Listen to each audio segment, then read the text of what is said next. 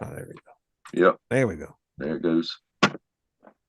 Hey, All Schmack right. Live, everybody. It is Almost Human Live. And as always, we got Tony Dio and Wayne Newton, but a very special guest, Mr. King Fowley from the Seas. What's up? Hello, hello, Yay. hello. The legendary King Fowley is here to join us, and he's got a great new album. By the way, I've heard it thanks to Wayne Newton. Are there pre-orders going on now? Pre-orders, Hell's Headbangers, just go right there, hellsheadbangers.com. They're taking them. It's supposed to be out on the 30th, August 30th. I know the cassettes are to them now. The CDs will be there, and the record's coming out Halloween, Gatefold 2 LP vinyl. Oh, yeah, that's what Will there be a limited edition 8-track? There better be an 8-track. I need an 8-track. We might even go reel to reel just to fuck with people. I need an 8-track. Yeah.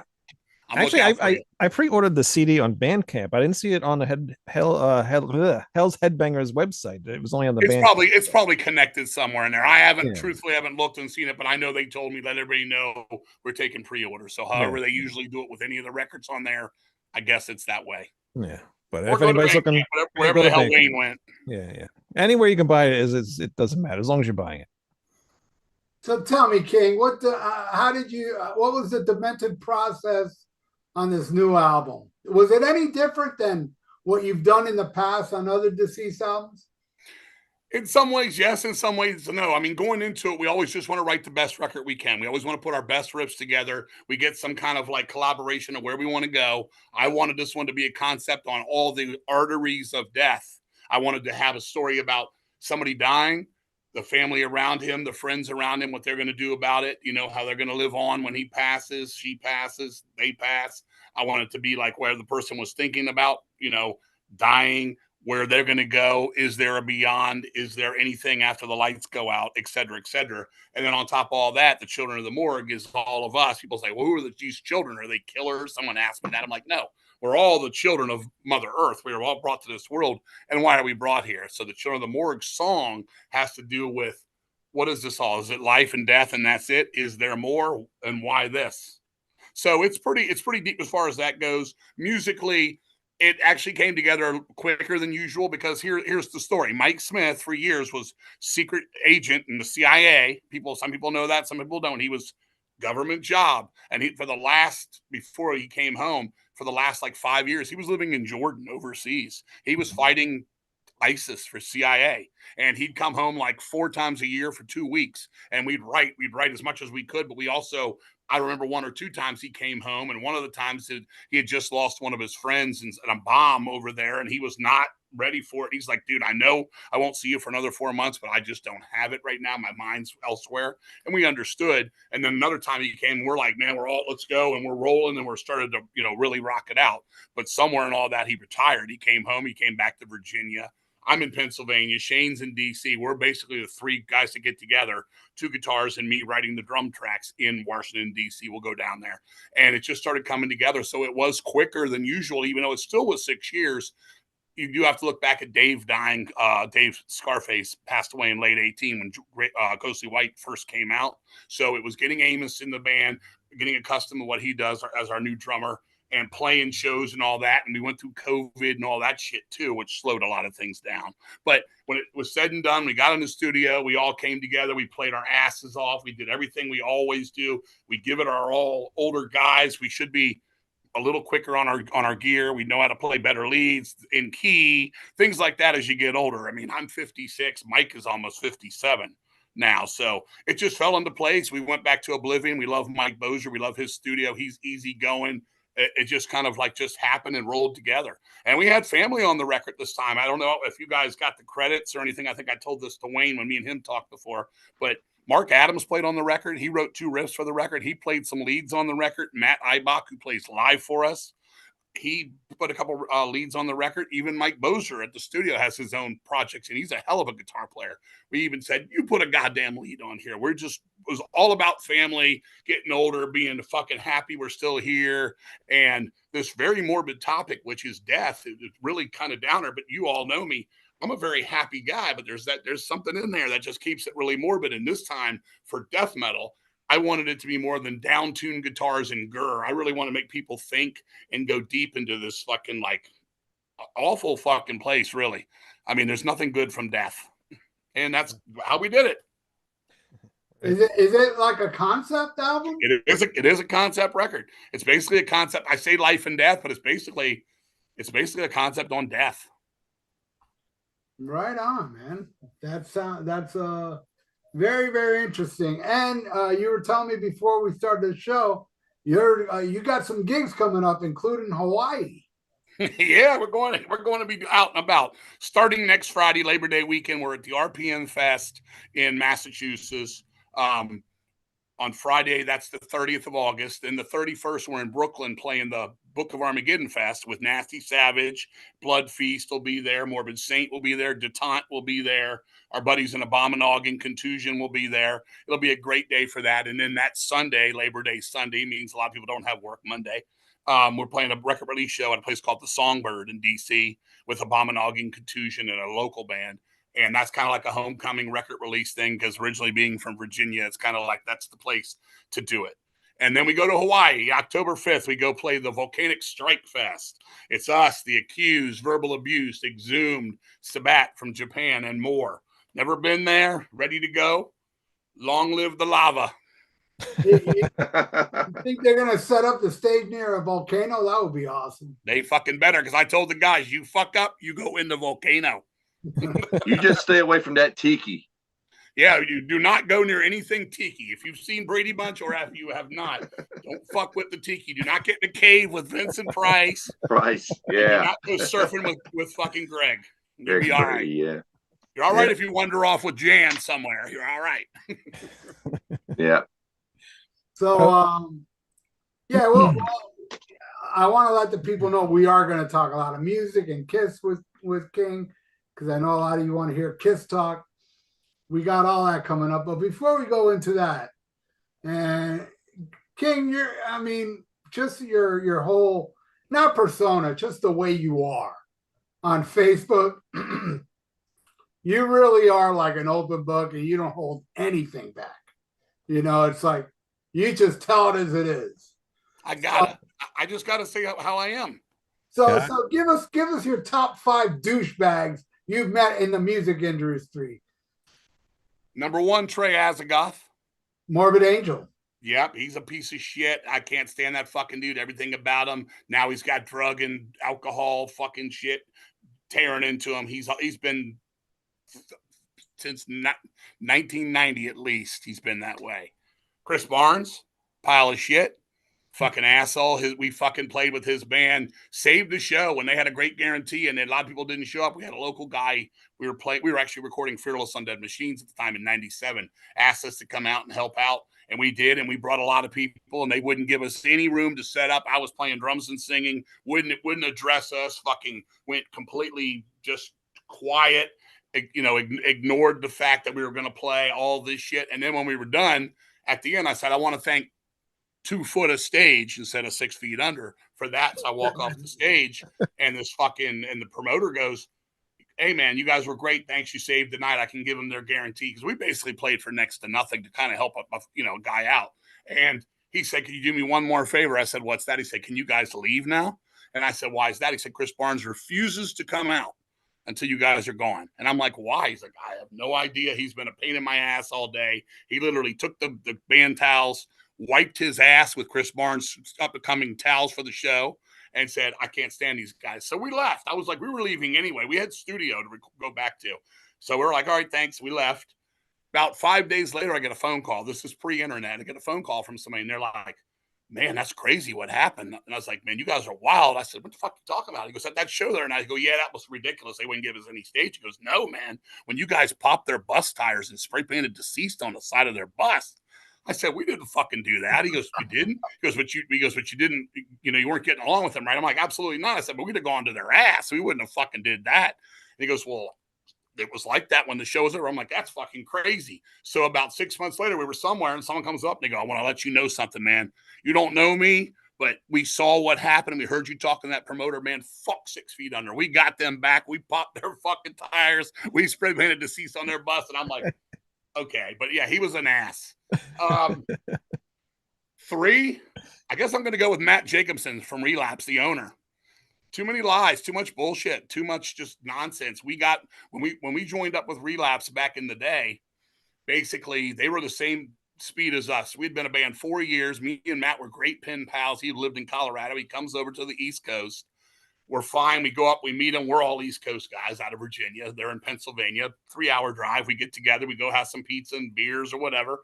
We're all on the same page. A couple of years go by. They've got Amorphous. They've got a few bands going, and everything's still okay. We're not selling as much as Amorphous and all this. We're somewhere in the middle, and that's fine. But as time went on, we definitely started going. We started going left, and they started going right. It seemed like, and I'm looking at the records on the wall. By at least, I'll say Fearless, because we did Fearless, we'd had the problem with Morbid Angel, and we put a fuck off to Morbid Angel on the record. We put a fuck off to grunge and rap and no Pantera beard sticker on the record. It was all not there when the record came out. The fuck off to Morbid Angel was not on the inside insert. And I called and I said, why not? He goes, you don't do that, man. We have to work with those guys. And I'm like, so you're telling me we're now on Capitol Records? This isn't an underground label where we can speak, of the cancers and problems in the scene? And he's like, oh, you're just a pain in my ass, blah, blah, blah. So a couple months later, they put shirts in Hot Topics and some other shit, and they were selling them for like $37, dude.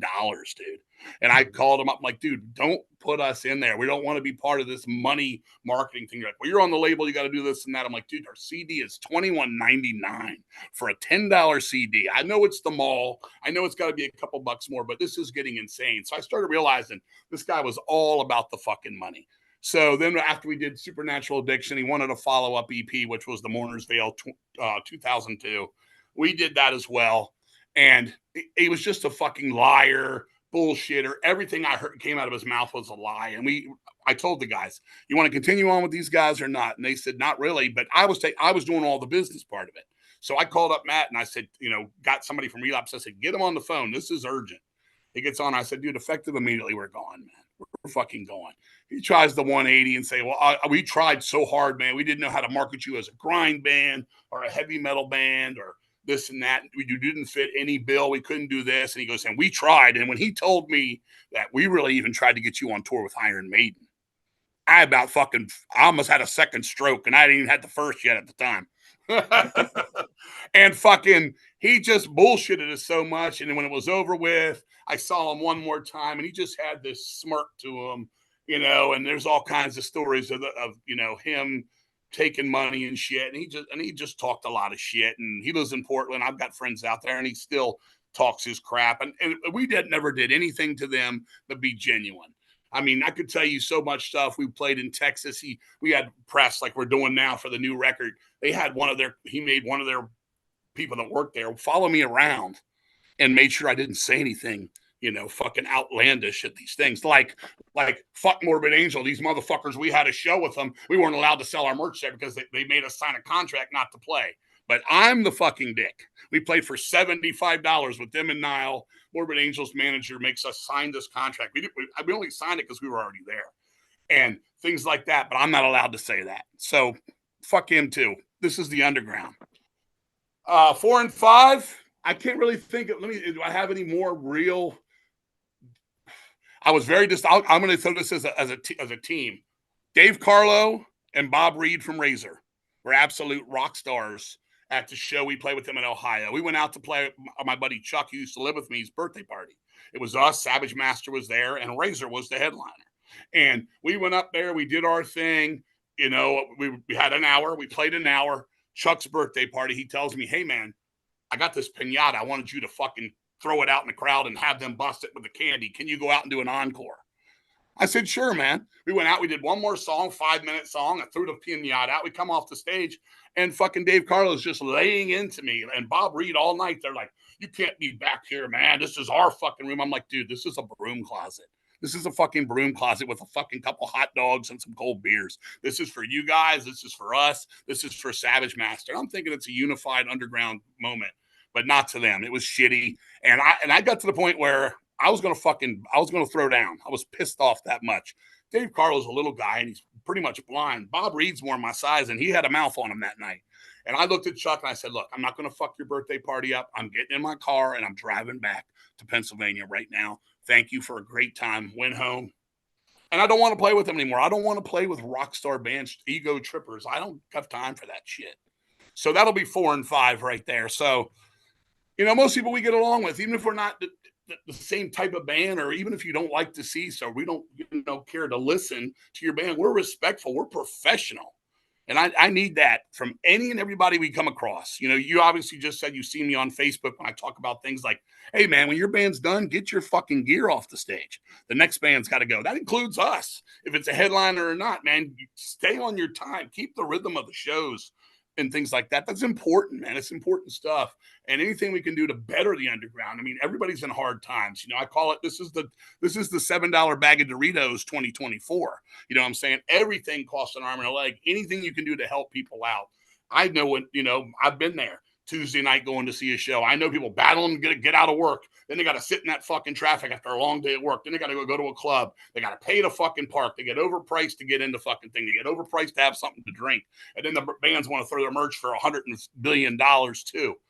Man, there's got to be some kind of fucking comeback on that, because I make shirts and all that stuff too. It don't cost that much money. And you say your overhead is this and that. Think of people on both sides of the fence, the stage and the audience. That's important to me. It may not mean shit to some of these people. Fuck that dude, whatever. I'm going to speak what I've got to speak, man. Listen or don't. Right on, man. Well, you do it for the passion, you know, and everybody knows. Just from a different era, I guess. I don't know. I'm 56. I don't know. Everybody can see you're passionate about what you do, and there's no bullshit in you. And, you know, as much as you call people out, there's nobody has a bad word to say about you, King. Well, I appreciate that, because, I mean, I always thought the truth will set you free. You know, I've got plenty of friends that play in bands. I'm not big on their bands. I got plenty of friends that aren't big on deceased. Doesn't mean we're not friends. It's about respect for each other. It's about looking out for each other in the long run. That doesn't mean shit in the fucking scheme of things. You know, it's a respect factor, and that's important.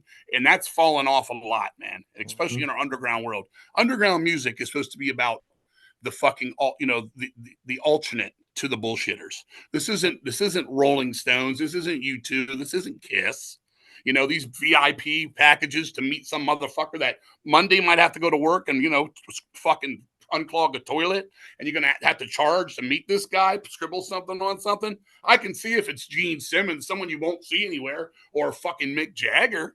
That's a whole different fucking headspace. But these fucking underground bands, give me $100 to sign something. I've had people come up to me, hey, can you sign my CD? And I do it, and they're like, how much do I owe you? And I said, you know what you owe me? You owe me the 10 seconds you had to sit here and smell my fucking breath after I came off that funky ass stage. That's what you owed me. You've already fucking paid the piper.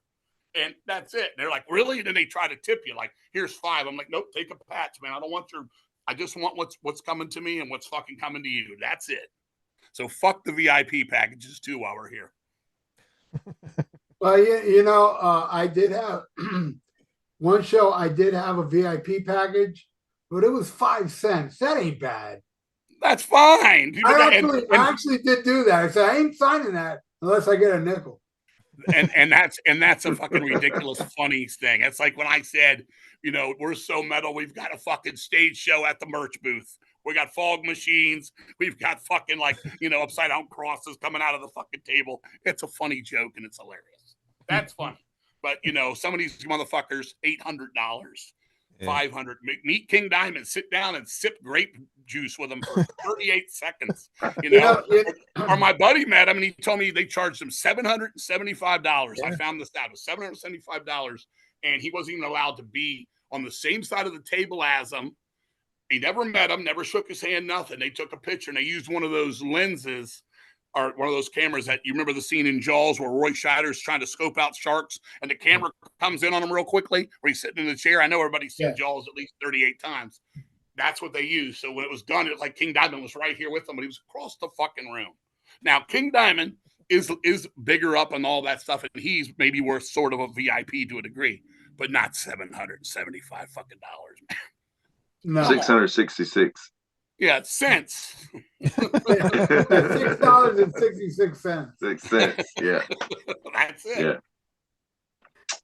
So Yeah. King, I wanted to ask you about what was going on with how's the documentary. So if some of you guys might not know, but they're doing Patrick Meager is actually doing a documentary on King Fowley. Is it based on this book, the Stay Ugly book? Well, Because most of the it's got stories. a lot of my life in it. So yeah, in Yeah, some ways, yeah. He's been doing this it is for a great years. book if you can still find it. It's It's got impossible. so I many gotta put great it back in. I gotta put it back into so fucking many great stories. So many great stories. Yeah. Well, Patrick's been doing a great job with it, but it's a passion thing with him too. It's like what I tell people with Deceased: we don't finish a record till it's done. It's this movie. He's paid for everything as he's gone, with a little bit of friendly help from people that he knows. He wants to do it at his pace and his speed, so it's coming along nicely. We're at the part right now. He just got the Ken Burns crew involved a few months ago, and they came to my house. And those Ken Burns, it wasn't him himself, but it was his people. They basically came to the house, and they do tons of documentaries. They just been at Dolly Parton's house before me, so they got the world's second biggest chest. Yeah.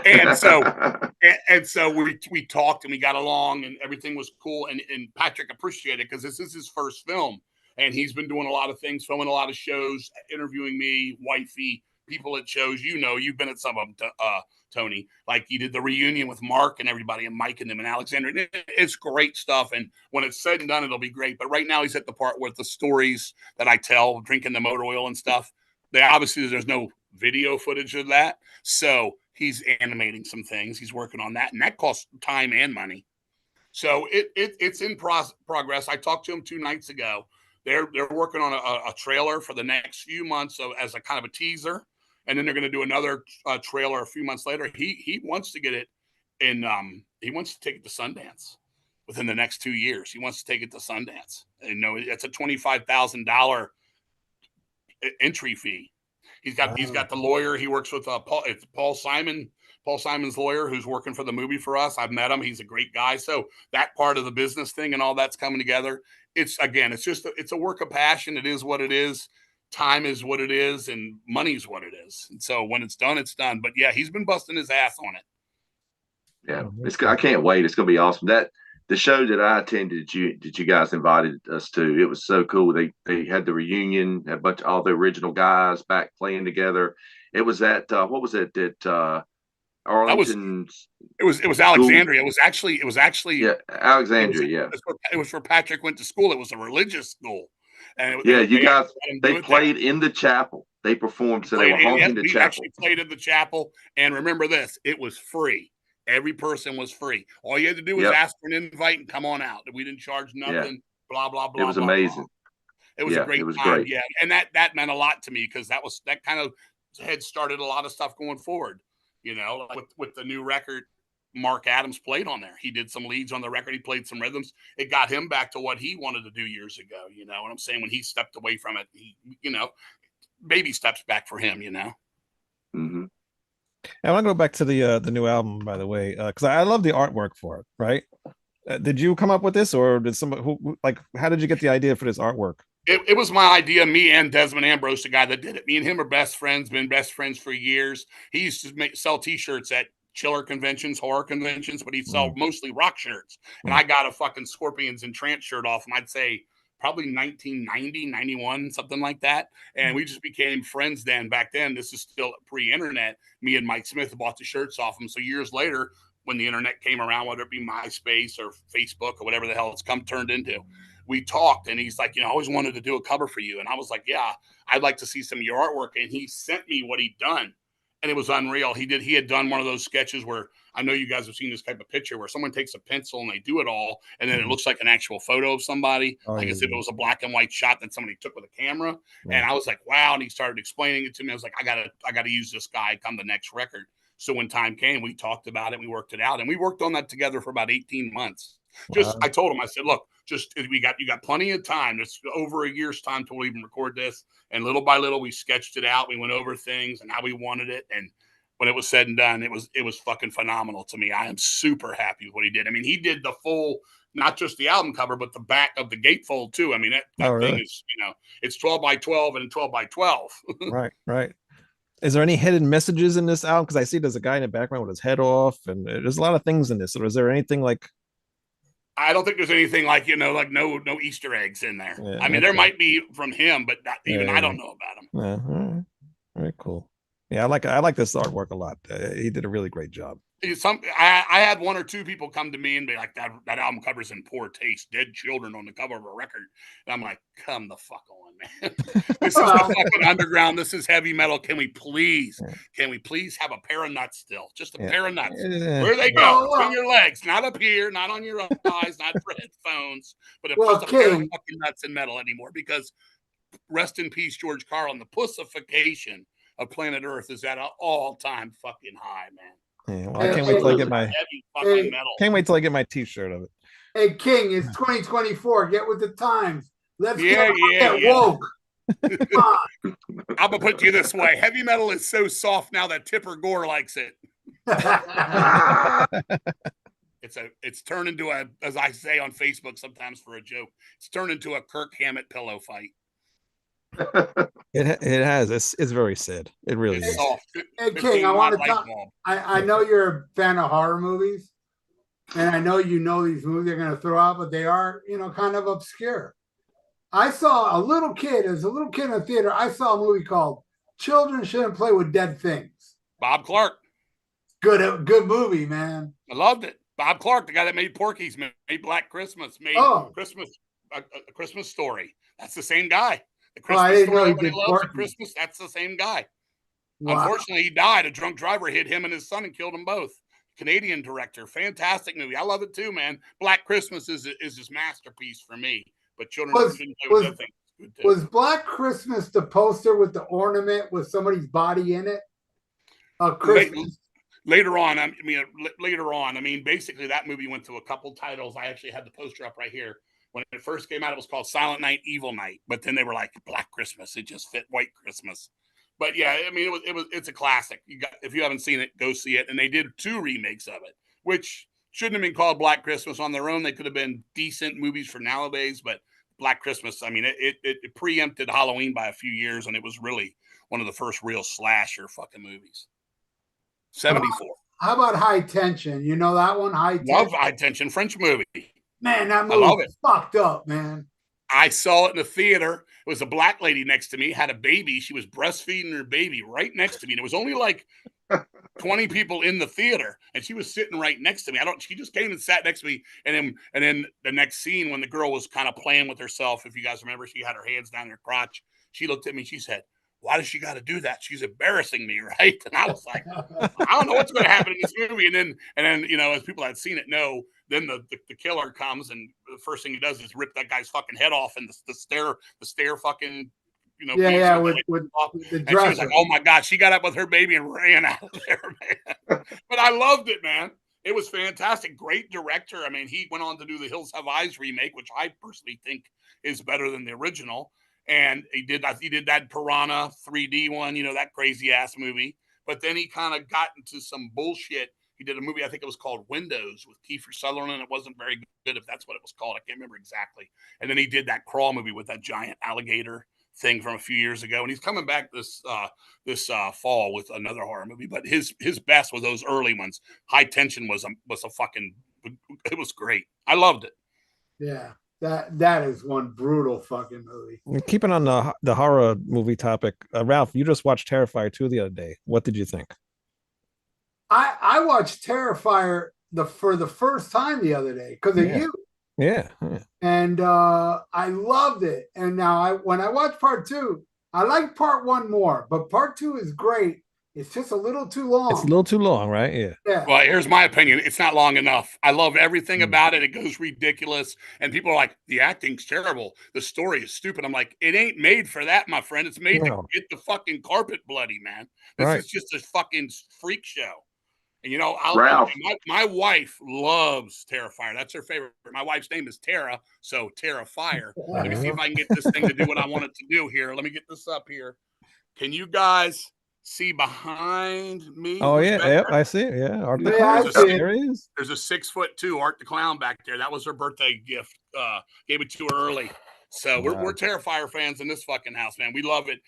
it's like the H.G. Lewis movies of back in the day, the Blood Feast, the 2000 Maniacs. It's stupid acting. It's go in there and let's just see some fucking heads ripped off and fucking, beyond that, way beyond that. And that's what he's got to do. Over the top as it comes. Right. What was He's got big nuts. What was the original appearance of Art? It was a bunch of little short films. Yeah, All Hallows Eve. They did that. Yeah, you got to see that, Ralph. Different guy playing him then.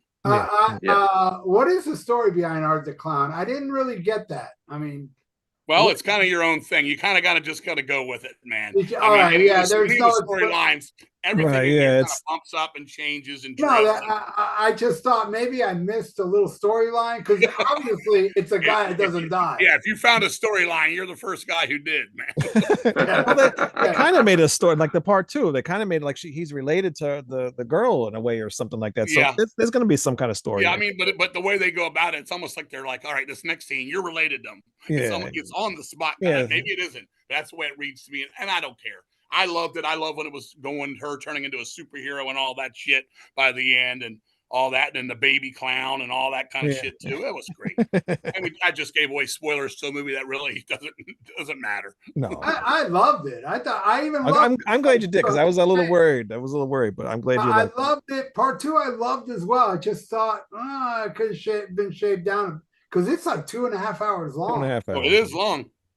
Yeah. But and they knew that after they released it or whatever. Now Tera Fire 3 is going to be a little bit shorter because a lot of fans did complain how long it was. So Tera Fire 3 is going to be a little shorter. I know. I thought it was fine. So, but whatever. Tera Fire 3 is going to be like a Christmas horror movie too. So that's Tera Fire 3 is supposed to have the most disturbing opening scene of any movie in the history of movies. Supposed to blow that part 2 with the girlfriend bed scene away. Ooh, so I'm not reading about it. Nothing. I'm going to go into it. Just want to go there and go, holy shit, here we go again. Yeah. Did you guys see the new Alien? Oh, I saw it. I'm not an alien guy. I'm not a big sci-fi guy. I like the old giant bugs and moth movies from the 50s and 60s, and I love me some Invasion of the Body Snatchers. But I've never been big on Alien. Did you like? Because I personally thought the '78 Invasion was better than the original. It's the best one. The '78's perfect.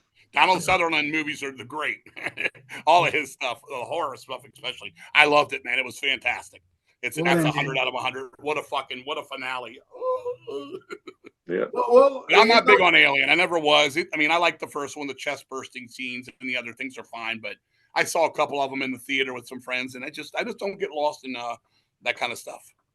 For me, I thought the new one it dragged, and then when the face huggers showed up, it was pretty cool. But I have to spoil explaining the ending, so I won't. I'll just say I didn't like the ending. I thought it was over. And then it was this whole other part that came in. Yeah. It's crazy. Yeah, I didn't like that. King, what was the name of the guy that did It's Alive? Larry Cohen. I was in Larry Cohen's house in 1985. Yeah. And because a friend of mine knew the daughter of Larry Cohen, and she was filming like some horror thing for a class. Okay. And I was in charge of pulling the string that cut a guy's arm with blood. But the only reason I bring this up, man, what a huge mansion this guy lived in. Really? Did he do anything other than It's Alive that would bring that much money? God told me to. He did other movies. He did stuff, nothing. I don't think it would have got him a mansion, but maybe he played his money right. Yeah, those movies made money, and if he got paid, which usually when there's these B movies or type of things back then, people were ripped off. The people like Texas Chainsaw or Night of the Living Dead, where they didn't put the copyright, and the movie fucking had $bazillion, but they didn't come to George because they didn't put the copyright back. That's stupidity. Now with the Texas Chainsaw, it got given over to basically the wrong people got their hands on it. When they're like, man, this is the biggest movie of the year. Where's our money? And they're like, yeah, you made 11 cents. What? And then well, if you think you made more, come on by the house, and you can talk to the shotgun. And then that's just fucking a bad business. So if he got to the right people and did his little movies and made some here and there and put it away, you can build that up too. So there's his mansion. Or maybe he invested it in, fucking cartel. Who knows? Well, King, now I'm going to talk about something that a lot of people watching us want us to talk about. And that's Kiss. Oh, And Never heard of them. I want to throw it to King. King, I know you are a Kiss fan. How did it occur to you? Was it in the 70s? It was in the 70s. How it went down for me was basically, Dio will know because he's got the book.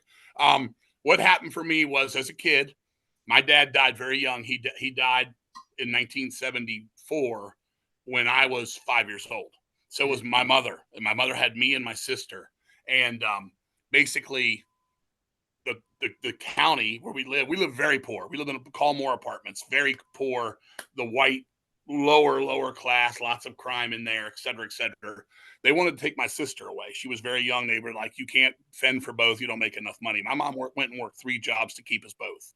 So a lot of the time when she was working, her sister, Marlene, my aunt, she had to watch us. So we went over to her place, and I started pulling out records as a kid for whatever reason. Grateful Dead. I can remember John Prine, Simon and Garfunkel. And then one day I pulled out the Beatles and I played it and I loved it. And she said, I was like, yeah, I remember when you were little, you were nude on the table, shaking your fanny, beating the pots and pans to whatever help. And then at some point she said, I'll be rocking around the house singing Ticket to Ride. I Want to Hold Your Hand. So they were the first band that when the music was over, it was still in my head. So that became the band. Second for me was in second grade. We went and saw a talent thing at the school, and somebody did "Oh What a Night" from Frankie Valli. And so I love the chorus and the middle part. So that I begged my mom, can we go see it tonight? It's for the parents. Can we go? So we went, and she says she remembers me looking over just singing it. She's like, man, you're infatuated with music. And so then it was Casey Kasem and whatever the hell was on the top 40, then Shadow Dancing or whatever the fuck was the songs of the day. And my mom and my grandmother on Sundays would go to the grocery store. So they would want to talk for like 2 fucking hours in the store. They wouldn't go somewhere and have a coffee or something. They'd want to walk around the fucking Grand Union of fucking Falls Church, Virginia. So my grandmother would buy me a 25-cent grape soda and a $2.75 fucking nice roast beef sandwich with lettuce and mayonnaise. And I'd eat it and I'd still have another 2 hours to kill. So I'd go over to the magazines. I'd look at the football shit and read about the Redskins or whatever it was. And then I looked over and I saw this guy with blood all over him. I said, what the fuck? I didn't say that, but what the heck is this? I was probably 8 years old. And I was like, man, this is crazy. And it was Kiss. So I got my mom to buy me the book. I started reading about them and the Bay City Rollers and Cheap Trick and, the bands of the day. And that was 16 magazine, but I had never heard them. I saw a friend down the corner of mine. He was wearing a Kiss shirt, mowing his lawn. He wasn't even a friend. He was an older, young guy. He was probably 16. Last thing he wanted to do was hang out with some dude 8 years old. But I went up and I said, man, you like Kiss? I love Kiss, man. I love them. And he's like, yeah, what's your favorite song? I'm like, I don't know. I'm bullshitting him. I don't know. He lets me go in, but he doesn't play any Kiss music. He has a Kiss Alive 2 cassette that's broken. And I was like, oh man, he's like, yeah, you can have that, man. He goes, it's broken. And I'm like, what do you mean it's broken? The case is fine. The tape was fucking fucked up. I took it home, put that shit on my dresser, and I cherished it. Didn't play it. Still hadn't heard Kiss. Somewhere around the same time, I was going to after school recreation at school. And this guy named Jeff Pierce would watch me till 5 o'clock. All the kids would go in the gymnasium and play fucking dodgeball, whatever the hell we did. And one day he's like, man, you into rock and roll, brother? I was like, yeah. He goes, what do you like? I said, whatever. What do you got? And he goes, well, I don't have anything, but how about Kiss? You into Kiss? I was like, yeah. And he goes, you want to hear some? I said, oh, I'd love to. I've never heard them before. And he's like, well, how the hell are you into Kiss? You ain't heard them? I was like, I want to hear them. So he wrote me a note. This is Jeff over at the school. Victor, give this kid your Kiss Destroyer record. I'll get in touch with you later. He let me do something he shouldn't have let me do. He let me go off the school property, walk to the top of the hill, take a left. On that corner was Victor Myers. I did it. I didn't know what I was going to get into. This guy opened the door, and he looked like someone out of Leonard Skinner, just like this, like he was going to kill me. He's like, what's up? And he reads the note. Okay, hold on, gives it to me. I walk back with the record in my hand, and immediately I'm like, this is scary as shit. These guys are like they're floating in hell. Destroyer cover. I'm looking at it. It's weird. So I'm immediately, and I do this for Deceased too.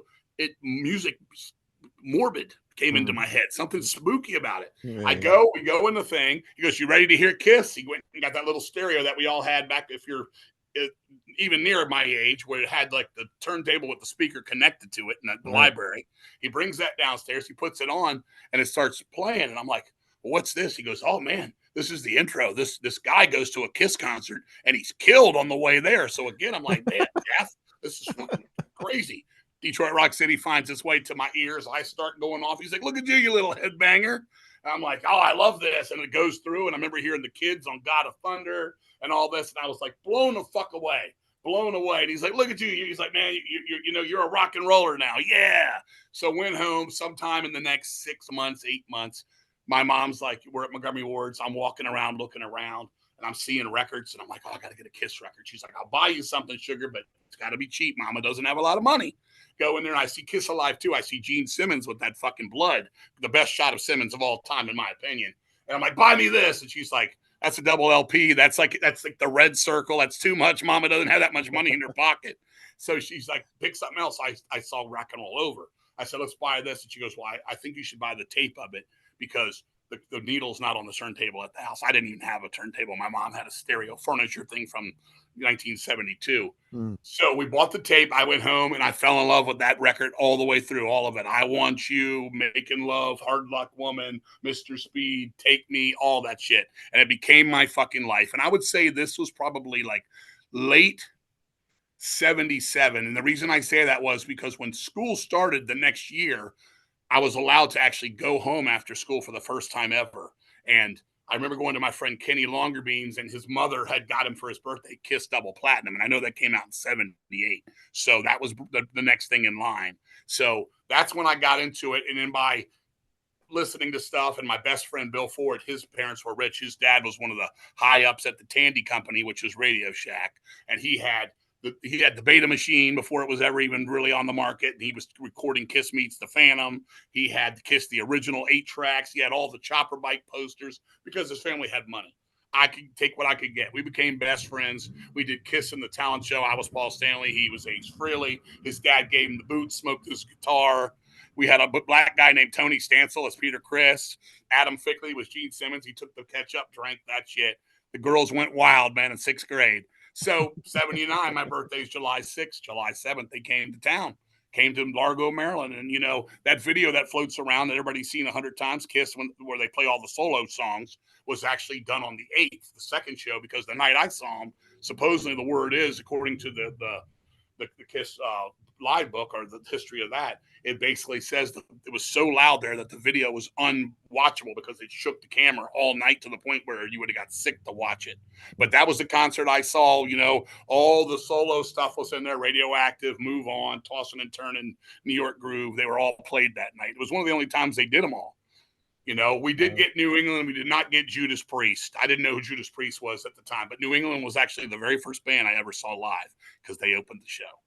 Wow. And that's how I got into Kiss, man. And from there, I stayed with it, man. I was locked in. I would buy all the new records. I got Dynasty. I loved it. I got Unmasked. I loved it. I'm like, man, there's posters in this shit. They're on my wall. Mom bought me a guitar. I did the Ace Frehley Shock Me solo on a $100 Hondo Les Paul copy.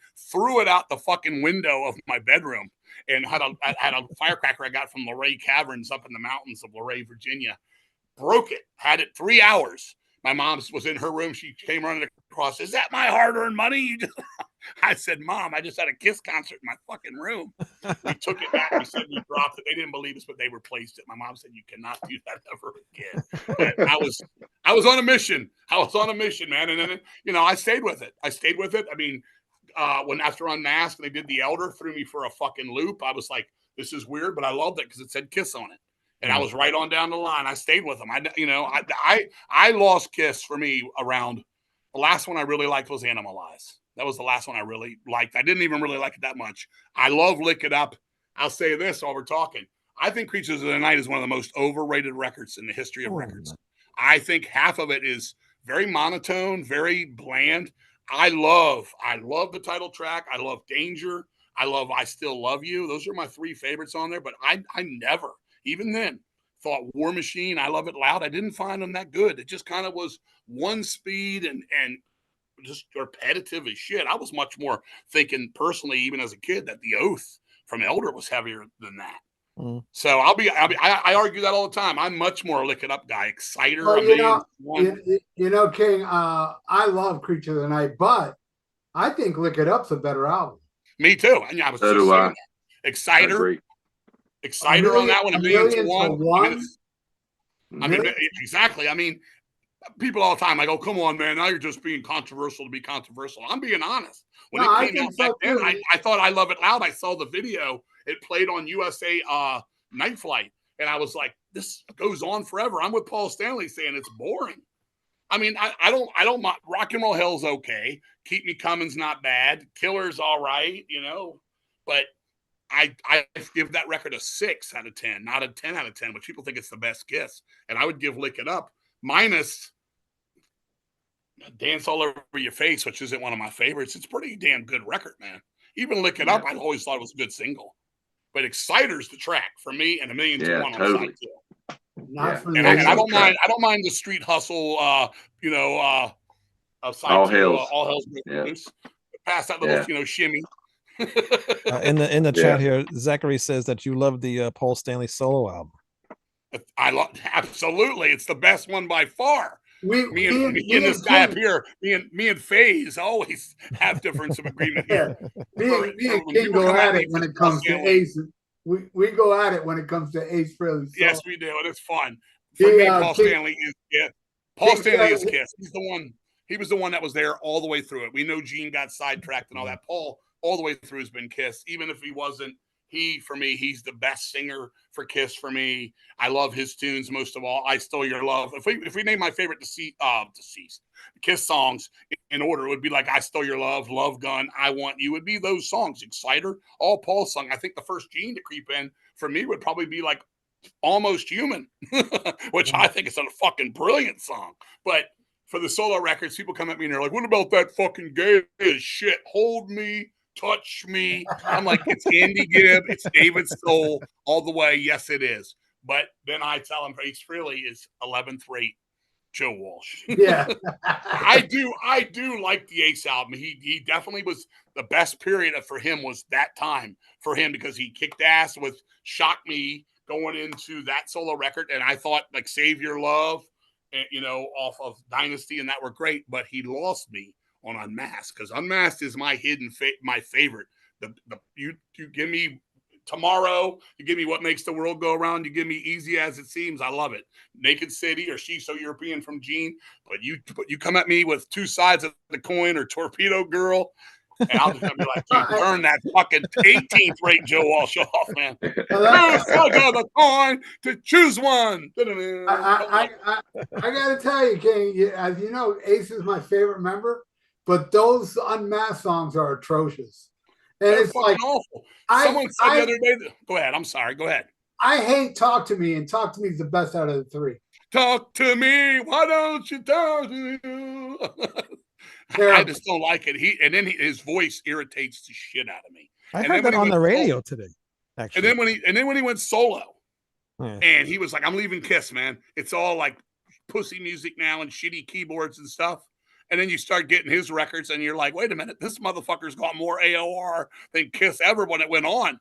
He's bringing in the guys from 707 and stuff, and I'm like, "Come on now." I mean, yeah, you come out, I know Ace is back. He told me so and all that shit, but I was too busy listening to Exciter from Kiss, man, at those times.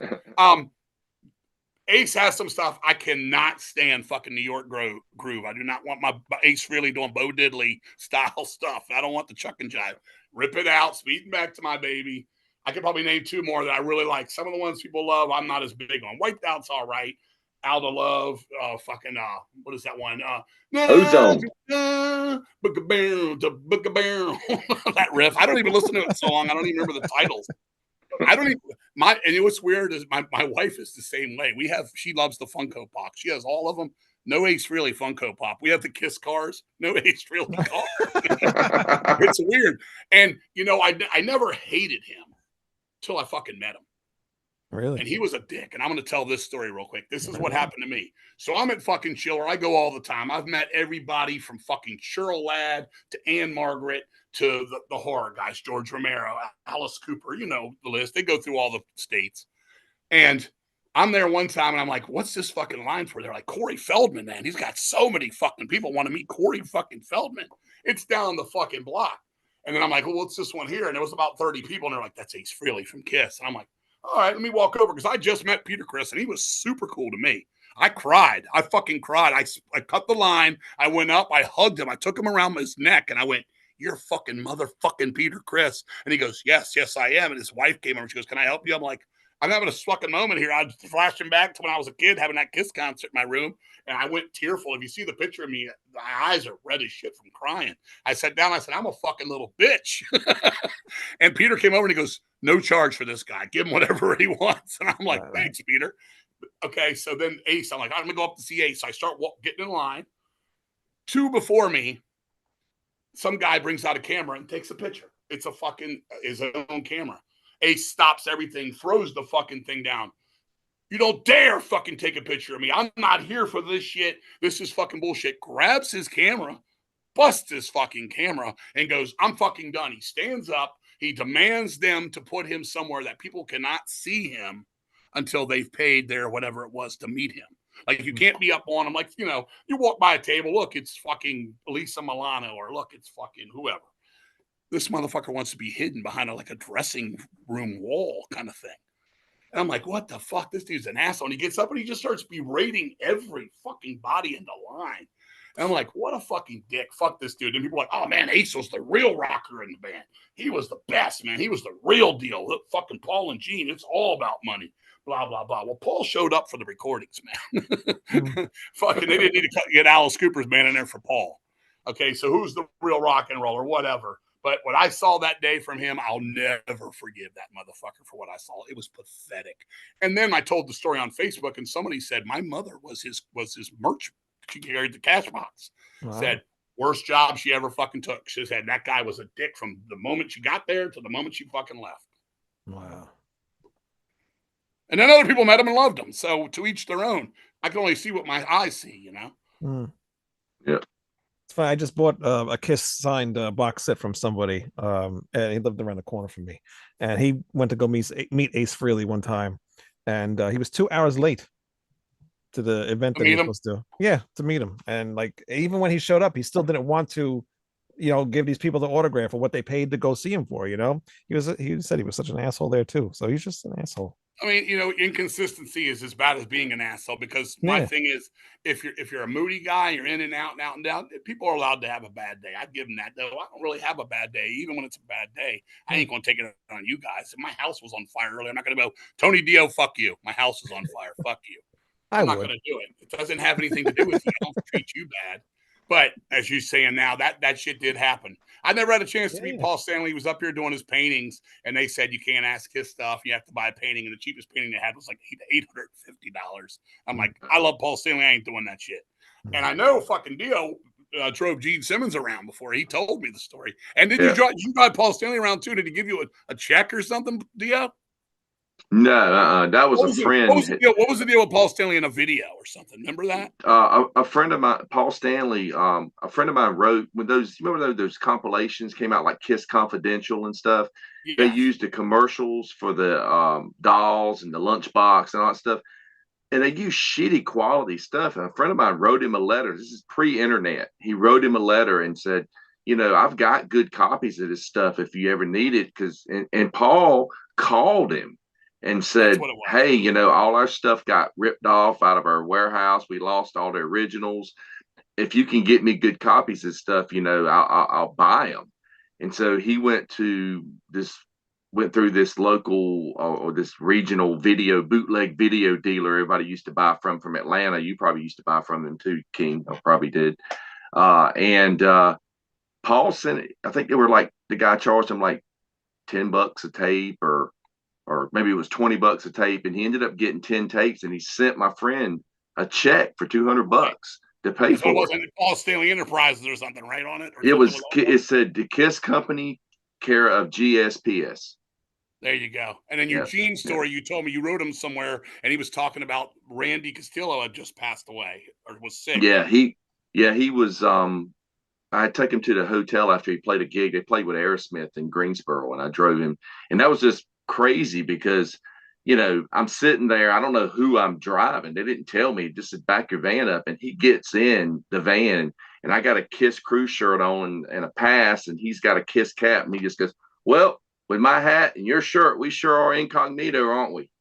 And it was cool. I mean, he talked, we made conversation. I told him I had just saw Black and Blue played at Jack's, but it was just the singer, Jamie St. James, in a new band. He was asking me, how's Jamie look? How's he sound? He goes, man, I had such high hopes for those guys and everything, and he was talking, and I drove right by our exit because Right. I was supposed to did the exit by the airport, and they had taken the signs out. I said, whoops, I missed our exit. And he goes, do you know where you're going? And I said, not really. And he just pulls his phone out and looks it up in his itinerary, and he calls the number and hands me his phone. And he says, ask him how to get to where we're going. And the guy, the front desk guy, told me where to turn and stuff.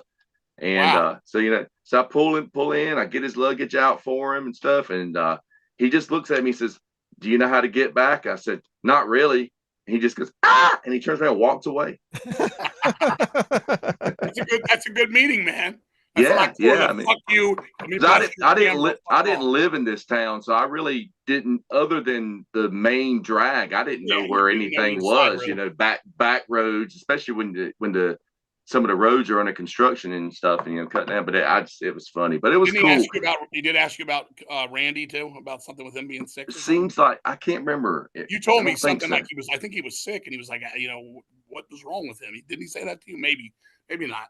Yeah, it was probably. I seemed like I can't remember, but yeah, it was cool because it's one of those things. I don't get starstruck, and I drove Neil Diamond to the back of an arena one time. Stuff. I mean, just famous people.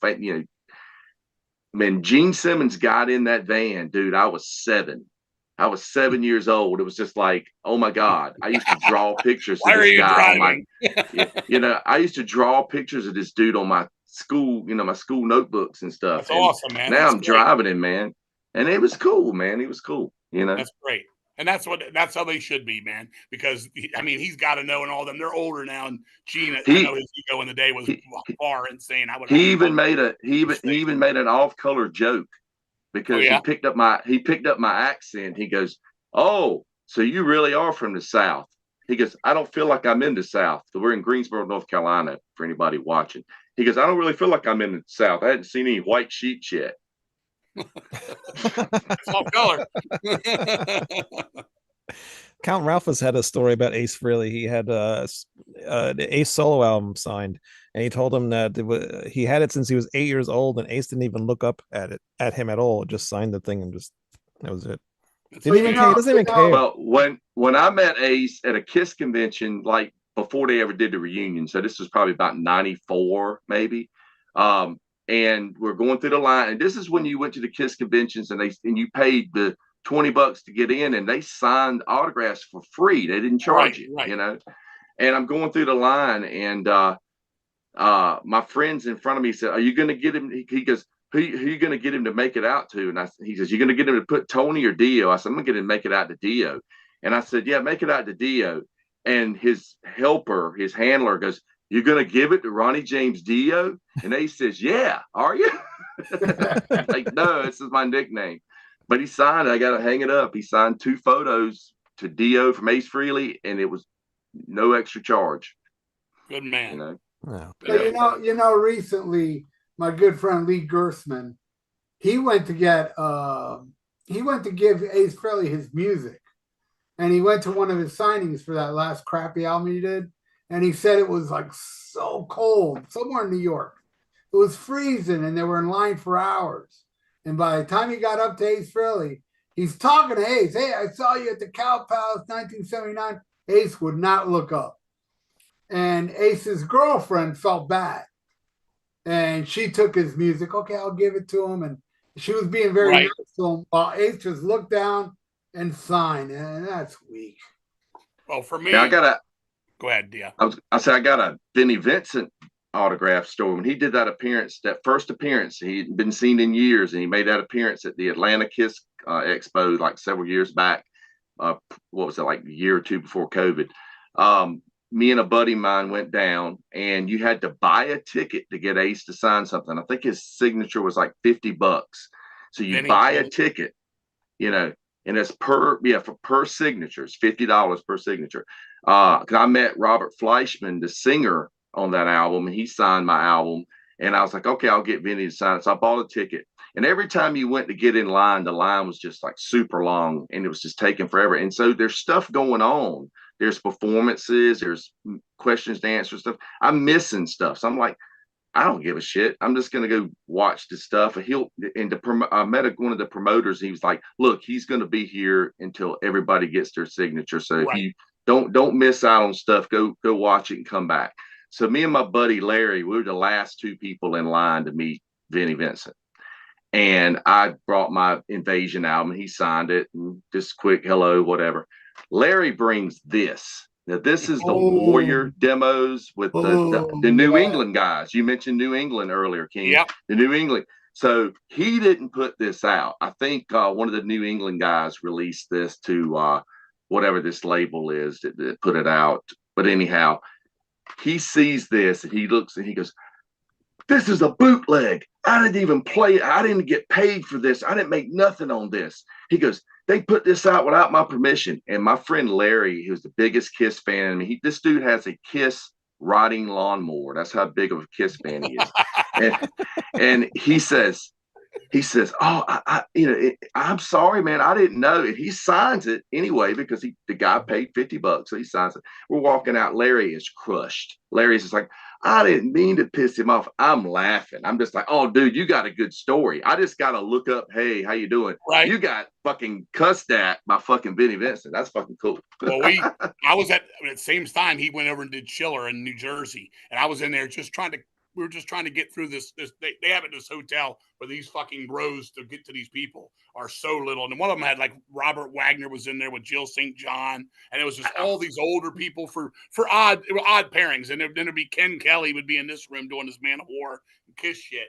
But anyway, I was trying to cut through this door to go around it. And I opened the fucking door. And right here, I'm talking this close, I bumped noses with Vinnie Vincent. And my wife looked at me. I was like, and I turned around and I said, that was the creepiest moment in my entire fucking life. He just was like, it was so fucked up. The Egyptian hairdresser. Fucking. But my magic is this. Steve Harris is my fucking idol. Maiden's my favorite band. He's the best. He looks the same. He plays the same. He is the same. They've made their money through music. Everything they've made, they've earned. Anyway, you know this too. British Lion came on tour. They were playing a little place in Lancaster. My wife goes, "You gonna go up there and meet Steve Harris?" I said, "I'm thinking about it, maybe." And she goes, "You got to go." So I rode out there. It was January, February, right when COVID was kicking in, and it was hot as shit in the club because it was cold as fuck outside. So we went in there. Me and my buddy, we watched them play. They played about 100 minutes. They played for a long time, and it was 300 people in a 100 capacity place. And it was nuts. And when they finished, it was like 1:15 in the morning. And I had my book outside. I was like, fuck, I need to go get my book. I wonder if he's going to sign. And I watch him finish, take his own bass cabinet off the stage, not a roadie, him, put his bass away, come off the stage, pull his cabinet away as if he was in, the fucking Tuesday night fucking Henry and the Hecklers fucking band. He walks away. I go get my book and come back, and the guy goes, "Yeah, you need to go in and out?" I said, "Yeah, man, the show's over." He's like, "All right, we're trying to clear out." I said, "Well, I'm trying to meet Steve Harris." And he goes, "Well, who is he?" I said, "He was in that band." He goes, "Oh, hold on." He goes, "Is that the guy from Iron Maiden?" I go, "Yeah." He goes, "Everybody's asking if he's going to sign." And the answer is no. And I said, "Well, do you know why?" I said, "I heard he's been doing it nightly." And he goes, "Yeah, he's got to be in New York or something in 3 or 4 hours. So they're in a hurry." I said, "Okay." So another guy pulled me over and he goes, "He's going to sign. Just stay." He said he's going to take a shower and he's going to come out. So he eventually people start leaving. And I'm like, I'm not leaving until this fucking guy says we're shutting the doors in this place. So there's a good little bit of line still. And people got guitars and shit. And all of a sudden, a guy comes up and he goes, "Steve Harris is coming to the end of the bar. He's going to sign 2 things for everybody. There's no charge. Just please keep it moving because we do have to be in New York in a few hours." So I go through this entire line. I get up there. I start talking about the old Capitol Center and seeing him on the Number of the Beast with Priest and all this shit. And, he's like, "Oh, you got something to sign?" So I get him to sign something. And I looked at him and I said, "Man, I've loved Iron Maiden since I was skinny." And he fucking fell out laughing. And he was just the nicest guy. And I said, man, it was so cool to see you like this. I told him I'd seen him at Hammerjacks on the X Factor, like way up close and all this. He goes, I wish I could do this with Maiden, but it's impossible. So I got to do it with British Line. He goes, I miss this. I miss this with the punters. You know, he calls them the punters. So that made my fucking life, dude, because that's my musical idol. Personally, that's mine. So to get that would have been great. But had he been a fucking cocksucker, it would have been like, I don't care what anybody says, it rewires me. Maybe not you guys, but if I meet somebody and it happens, the music has not changed or anything, but something about it just throws it off a little bit for me. Yeah. No, of course. He was super cool. I met him too. Yeah, he was great. Yeah. Yeah. Someone wants to know, what do you think of Sunjutsu? Of who? Sunjutsu, the new Last Maiden? Yeah, I dig it. I don't mind their long songs. Yeah, their bass solo intros could be cut down and things, and a few choruses could be shorter. But I love the melodies they create. I think that record's more of like a soundtracky record. I dig it. My favorite, though, since Bruce has come back, was Book of Souls. Book of Souls to me is one of my favorite Maiden records ever. Wow. I love it. I love that record. Some people don't like them since. I hate it. I don't like that. Somewhere in Time. Yeah. They're my favorite band. I love their melodies. The new Deceased is very inspired by later Maiden. It's very inspired. Really? All right. I actually like the long songs on Senjutsu. I don't really. Yeah, they're cool. I like them too. Like Death of the South is like my favorite song on there. I did see you talking about that. Yeah. And I agree with you. Somebody was telling me they need to go back and do an album of short songs. I think the short songs are usually not the best ones on their records these days. They feel forced. I think they've got to the point where they need to have these extended things. What do you want to call them? Epics, bore fest. I got people like, dude, I can't even make it through side one.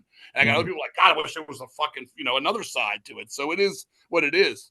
They've done Peace of Mind. They've done Power Slave. They've done it all. They've done Killers. They want to do what they do, and anybody because people are like, oh, they never used to do it like this. It's like, motherfucker, go back to the early records and listen to Prodigal Son. Listen to any of that stuff. That's very like acoustic guitars and stuff. People were like, they were never like that. You're full of shit. It wasn't as much, but they're full of shit. Yeah. Prodigal Son's my favorite fucking Maiden song, dude. Mine's Children of the Damned. Oh, yeah, a classic. What's yours, Dio? Hallowed be thy name.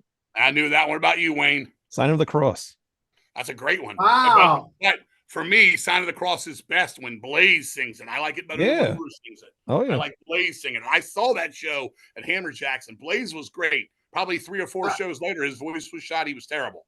I like X Factor. I saw X Factor. I saw X Factor at the Revolution, which is a 2-story place, and upstairs was completely empty. But I got to tell you, I thought the songs that, the Blaze songs sounded better live to me than on the album. That's what people, I got a friend that always tells me, I hate Blaze Bayley. He can't sing a lick. I'm like, he can sing fine. Here's the difference. He does no production on that record. I'm not even sure there's even any reverb on the vocals. Yeah. That thing is so dry. It's like, if you go back, if when this is over, anybody goes to YouTube, go and pick out a song, like we'll say Aces High from Bruce. Go listen to just the vocal track. There's like 4 tracks running. There is so much production on that, him doubling himself, strengthening his voice. Not that he's not a great singer, because Bruce is, but there's so much going on. And then see if you can pull one of these Blaze songs. It's basically like we're talking right now. There's no echo, there's no reverb, there's no delay, there's no production. And that's on the whole record. Even the guitars and everything, it's flat. It was a bad production, but it was good songs, and the good songs are good. And I totally agree with you, Ralph, that live, it was great. Man, I loved it. Lord of the Flies live it floored me how good it was. And just thinking about it, I don't think he overdubbed any vocals. He didn't like do 2 or 3 tracks of vocals. It's just kind of one vocal. If he did, it's very hidden. A lot of it. Right. Yeah, what about that video where they're on that tour and they're like, I think they're in Chile, and some dude in the front row keeps spitting on Blaze, and the whole band, they throw their instruments down. They're ready to scrap, man. They come right to the front of the stage, man. Let me that's something I've wanted to talk about with people too. When Bruce came back, that shit was happening a lot. Like, people were fucking with him, and I noticed almost that the first 3 times I saw them when they came back. You might have been there, Dio. You weren't in Camden when they came back, were you? No. No, I saw them in Pennsylvania on Brave New World tour. Okay, because I know it was you and me had talked about it. I think I was going to the other show, but that was the one with Queensryche and Rob Halford. And Halford, yeah. And at that show, somebody was fucking with him. Bruce was like, stop the show and this and that. Then I saw him again and again. I was almost thinking it was a plant for a while. I know that's not where fucking Iron Maiden would go, but it just kept happening. But yeah, Sharon Osbourne. Oh yeah, Sharon Osbourne plant. the plant was in place. But hey, yeah, King, you're right. That stuff. That one in Chile he was like, you motherfucker, come on, I'll kill you. I remember were it. you at the Bruce Dickinson Accident at Birth tour show at Jack's? I was not. That's the one where he grabbed Flo's tits. So that one, some dude was crowd surfing and he's coming feet first to the stage, and Bruce has got his foot up on the monitor and he's got his mic like this, and the dude's foot hit his elbow. It made him hit himself in the mouth, with the mic. He turns around and starts wailing. The dude like spins around and he's wailing on the dude's head with the mic. You can hear it through the PA. Wham, wham, wham. And they threw the dude out. And like I walked out to get a beer, and they were throwing the guy out, and they had security and stuff out there.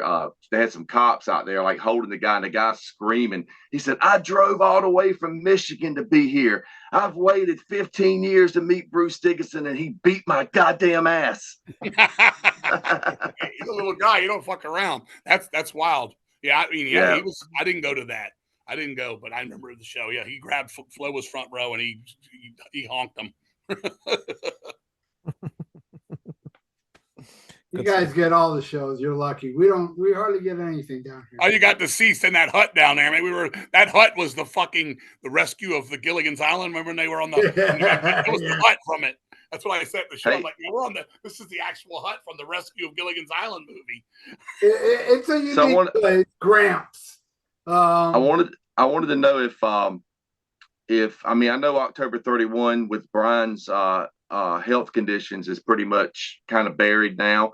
Were there any unreleased stuff that we might see the light of day or something possibly from October 31? If I could, here, this is crazy. When we started the band, we went and did a demo at Mike Bosier's before he had his actual studio. He was at his parents, and I found those tapes, and there was nothing extra on there. There might have been a second version of one of the songs, Voyage to Infinity, but there was nothing. But when we started writing going forward for The Fire Awaits You, there was more songs that we didn't do. There was a song called Amityville, which was about the Amityville horror, which we had that lick in it, and we started working on that. We had another one called Timeless Flight that I wrote, and I thought we recorded them, but the problem is this: we can't find those they were ADATs. They were like these little tapes. We can't find them to know that. And the beginning of that record, this is funny. The Fire Awaits You it was supposed to be about, when that came out, grunge was all in. And I had Mike Bosier play this. He was supposed to be this radio announcer. This was how the album was going to come on. And it was like, yeah, that was fucking Soundgarden. And we got Smashing Pumpkins next. And a little bit later, we're going to get to some Temple of the Dog or whatever the fuck I was saying. And then I call in. I'm like, fuck those fucking bands. They suck shit. Why don't you play some fucking Ostrogoth or some fucking witch killer from Canada? You don't even know what the fuck that is. And I'm literally like I am right now, like in his face. He's like, whoa. And I was like, come on, man, at least play some Sabbath or AC/DC. He's like, we play AC/DC. We just hit it last hour. It's just this ridiculous thing. But at the end, I'm like, I hang up. I'm like, you're a fucking fag. Click. And then the album comes in with the Warlock. Well, somewhere, and I don't know how this happened, I still think Brian tossed the tape somewhere. It was lost. Like the whole recording of that was lost. And I said, I know one of these cassettes we walked out of here one night's got that intro on it, but nobody had it, so it's lost forever. But it was fucking hilarious. I thought it was fucking hilarious. And I tried. I still got that original demo. Yeah, you got the demo. Still got it. Yeah. I tried to return the roots to that when we did the Thrash Times at Ridgemont High. Obviously, from Fast Times to Ridgemont High, at the end of the record, it was going to go, all right, deceased. You just did an album of all thrash songs. But where was the Metallica? Where was the Megadeth? Where was the Testament?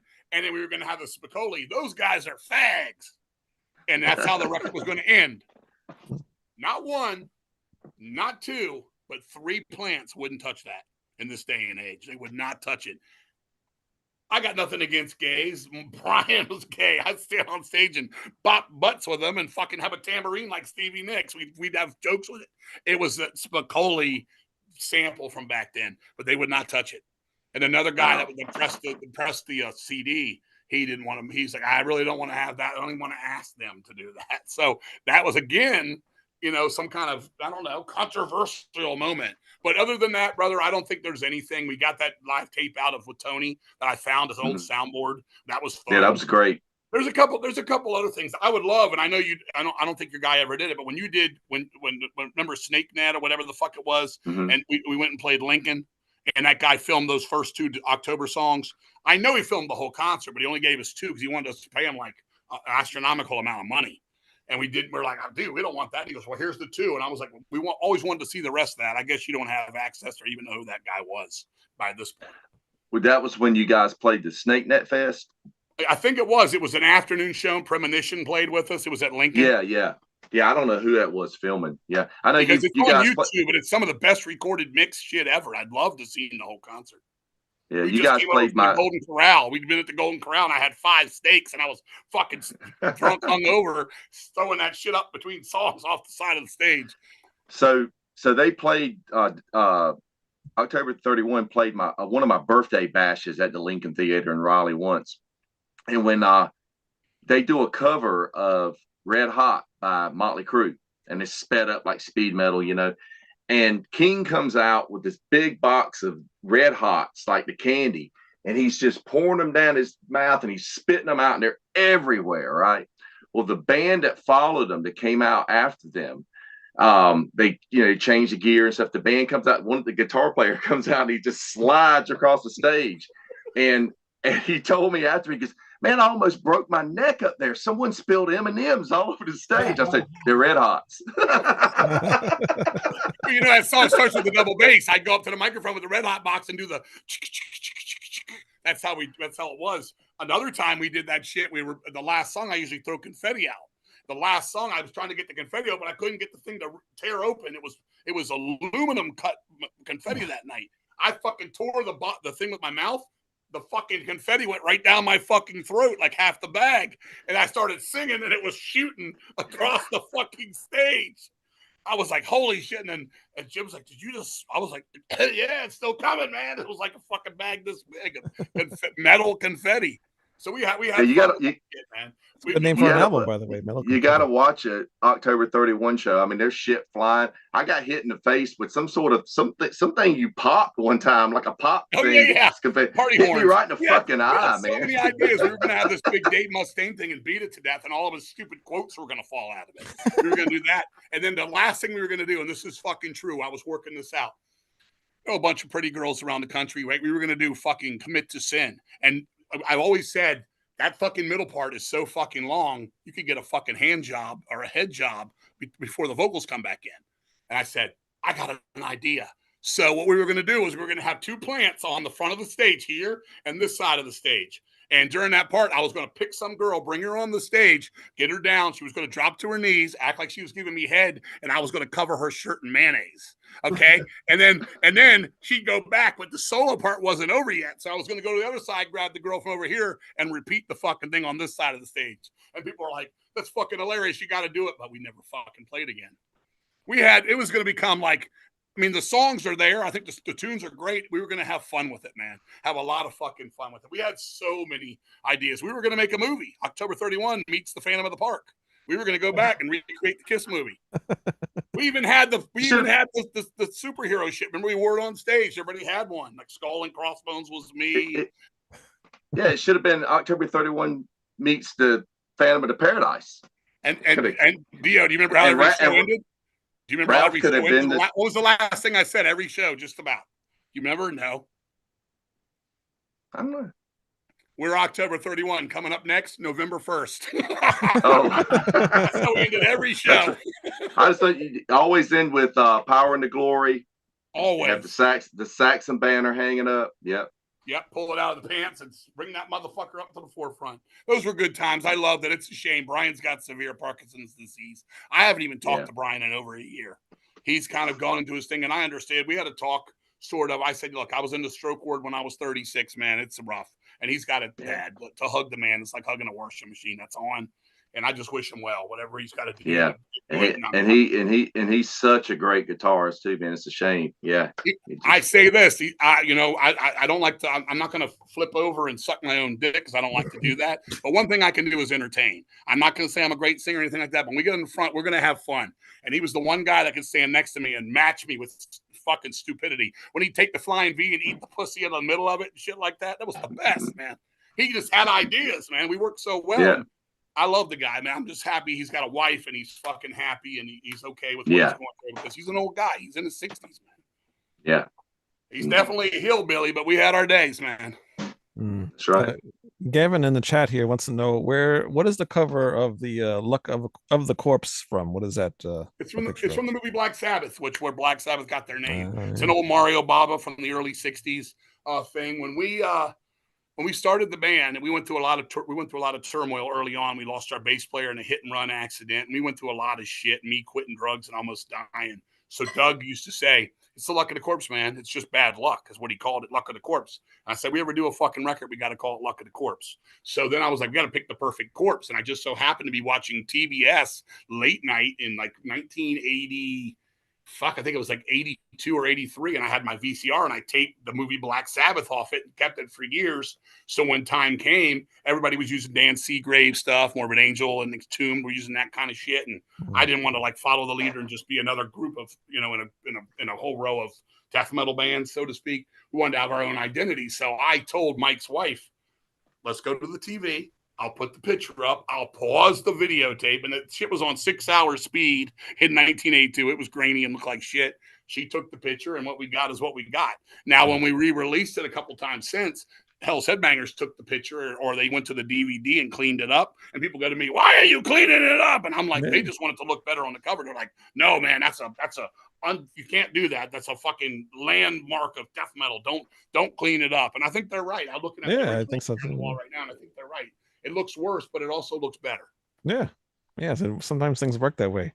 Last week you had your raffle thing like you have on Fridays, and you had somebody made a figure of you. How did that come to be? These guys I know. Wish I would have got one. I had no idea. That's man, dude, there was 92 people bid on it, and I had a few. I think I had 8, and I kept them back. Basically, how it went down was. We use these guys for live. Alan and Praveen, they play in a band called Earthling, great band out of Virginia. Love the guys dearly. And we were talking, and Praveen goes, our drummer, he has a toy company. He makes shit. And he was showing me that he'd done the Repulsion head from Horrified. And I was like, "Oh, that's fucking cool." So I talked to him. He's like, "Yeah, we should do a limited King doll." And I was like, "Okay, well, how does it go about it?" And he goes, "Well, we'll get some stuff. And what era do you want? Do you want now? Do you want then?" And he sculpted something, started one off. But the first one looked like, what's his name? Danny Trejo, whatever it looked like a Mexican biker. He really gave me a lot of facial hair. My wife's like, "It looks like." I was like, "All right, whatever." So he redid it, and he's like, "Yeah, man." And he's like, "Well, do you have an idea how you want to do the layout?" And Jim Hunter was like, "I got an idea," and Jim made the background for it. And then he's like, "Yeah, they come out like dolls. They press the plastic, and it's an action figure, and the arms move, and let's give it some characteristics." So he gave me the tongue sticking out. The eyeballs are kooky. He gave me a little cut, gave me a couple of the wristbands. There's a little coffin necklace, and I'm wearing a Voivod shirt. And awesome. He was like, "We do 50 of them. Let's do it." And he just basically told me, he's like, "It costs a lot to do 50. We're not fucking, Remco of the 70s with the Kiss dolls." And so we got them, and we had 50. We numbered them, and then he basically gave them to me. And then fucking I had held back like 8 or 10 of them, and I had that I as soon as I got them was at a show, and all these people were like, "Oh, I want to buy one," and I didn't want to give them to people I didn't know. And so I was like, "Well, shit, there's a few. Like, I have to give them to my grandson. I have to give one to my wife. I didn't want to run out just to sell them." So I held a lot back, and I sold a few. I'm like, "Just please understand, nothing against you, but there's a lot of people that have been like, I have a friend in El Salvador, Jorge. He collects anything to see since day one. I mean, anything. He wants every wristband I've ever wore at any concert or like get in the show kind of shit." So I was like, "Gotta keep one back for him." So I held a few back, what I'm getting at. And then the other day I was like, "Look, they're underneath the Kiss pinball machine, which is over here, Ralph." And I was like, "I'm pulling them out and I'm putting them in the raffle." So that's how it went down. Yeah. I've never seen them. They're called Sphincter toys. Perfect. I'm the biggest ass. Yeah, I'd never seen it until you posted it. That was cool. I did get my album yesterday, by the way. Okay, good. The Crimson Glory. Yeah, the thanks. third one. Yeah. Oh, you won that? God damn you!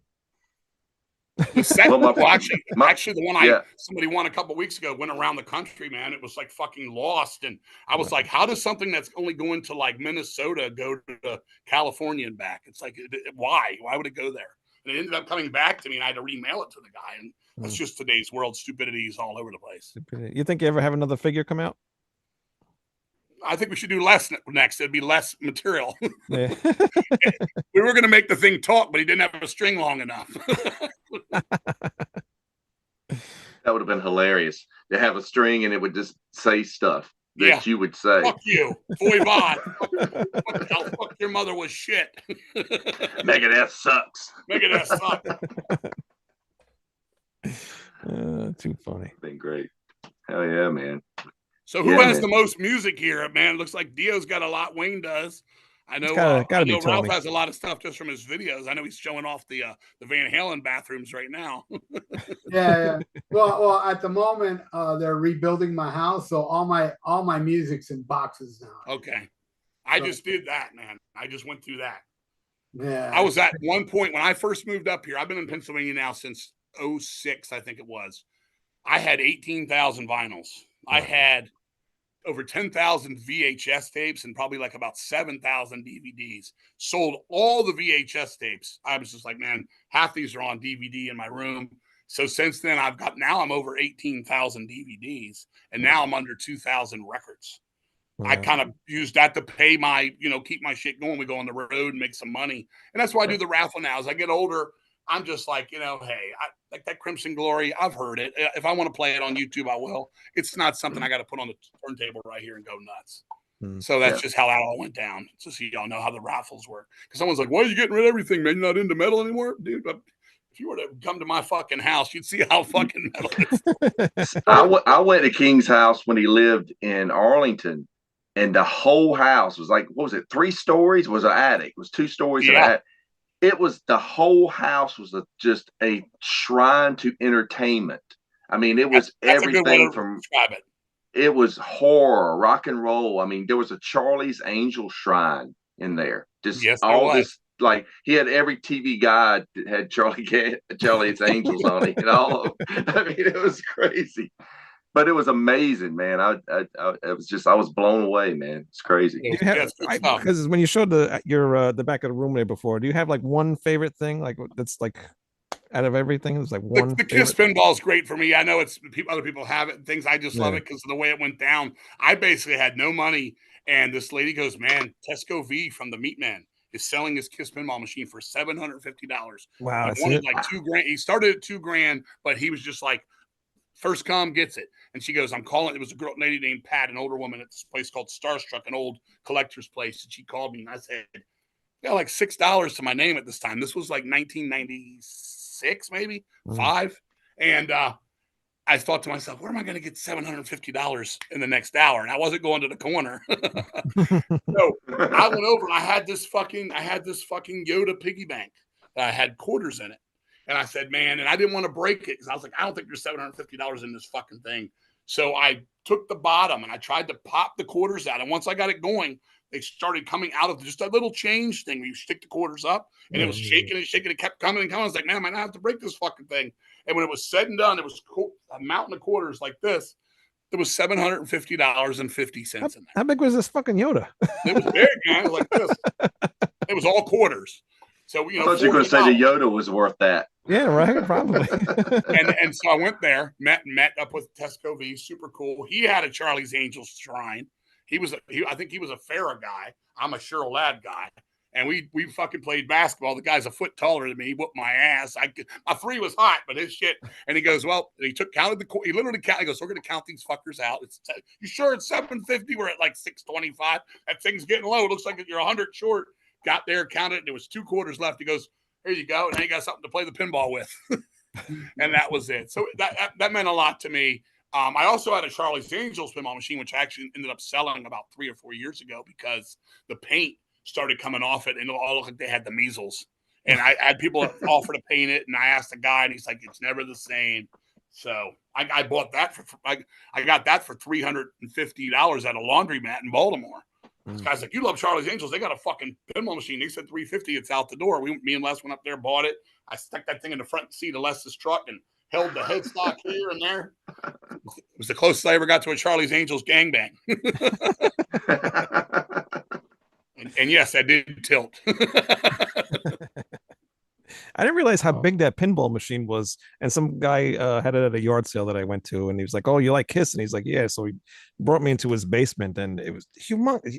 It's humongous, you know. It's really huge pinball machine. But he wanted like $1,300 for it. I'm like, I ain't paying for that. That's actually cheap, man. Yeah, actually, yeah. It is. All right. 1,300 is not bad for that. Yeah, No. Mint. I've seen Mint now. It's like $4,500 for Mint. Mine's in great shape. The faces on the side, which are basically airbrushed black paint, they're not great. But all my glass is mint. It's mint. Like the Charlie's Angels, literally their faces were starting to fall off, and they had like it looked like they literally had poison oak or something on their face. Wow. But Is there anybody that repairs those? Yeah, I had a guy that said he could help me, but he couldn't paint it. And he said that now he's the one that told me if they paint this, it's not going to look the same. It's going to look refurbished. And I didn't want to have something original go that route. Some people do. They're fine with it, not me. Wow. So I sold it. I sold it to a guy up here. He gave me $500 for it. And he sold it for $8. And the guy was happy with the paint being. He's like, oh, it adds whatever personality to it. And all right, fine by me.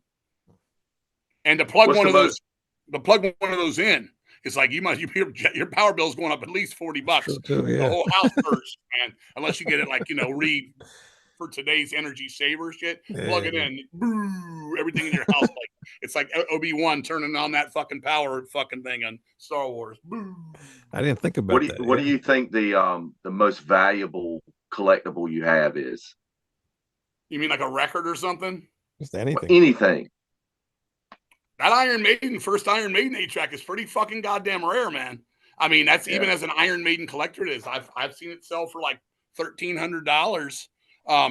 That's a crazy story. We were out antiquing, like we went out, and I used to collect 8-tracks because when I was a kid at Woolworths, they were 88 cents. I got into Wishbone Ash, Jethro Tull, UFO, Thin Lizzy, fucking Nectar. They were all 88 cents then. I bought some bullshit too, Van Morrison, and I don't even remember what I bought, but it was cool shit to have. Robin Trower, Bridge of Sighs, I got. So I always had a thing for it. We were out one day, just flea marketing, looking around. I was out looking for, as you said, entertainment. You could look around the room. I got a life-size Speed Racer right here, and then a Y&T poster right next to it. So it's anything goes in here, anything. Okay. Anyway, so we went down this aisle, and I said, "Oh man, look, they got a Go-Go's Vacation pink 8-track. It was like $0.25." So I bought it, and I put them over, and I put them on this. I don't know if you guys can see that. See that radiator there?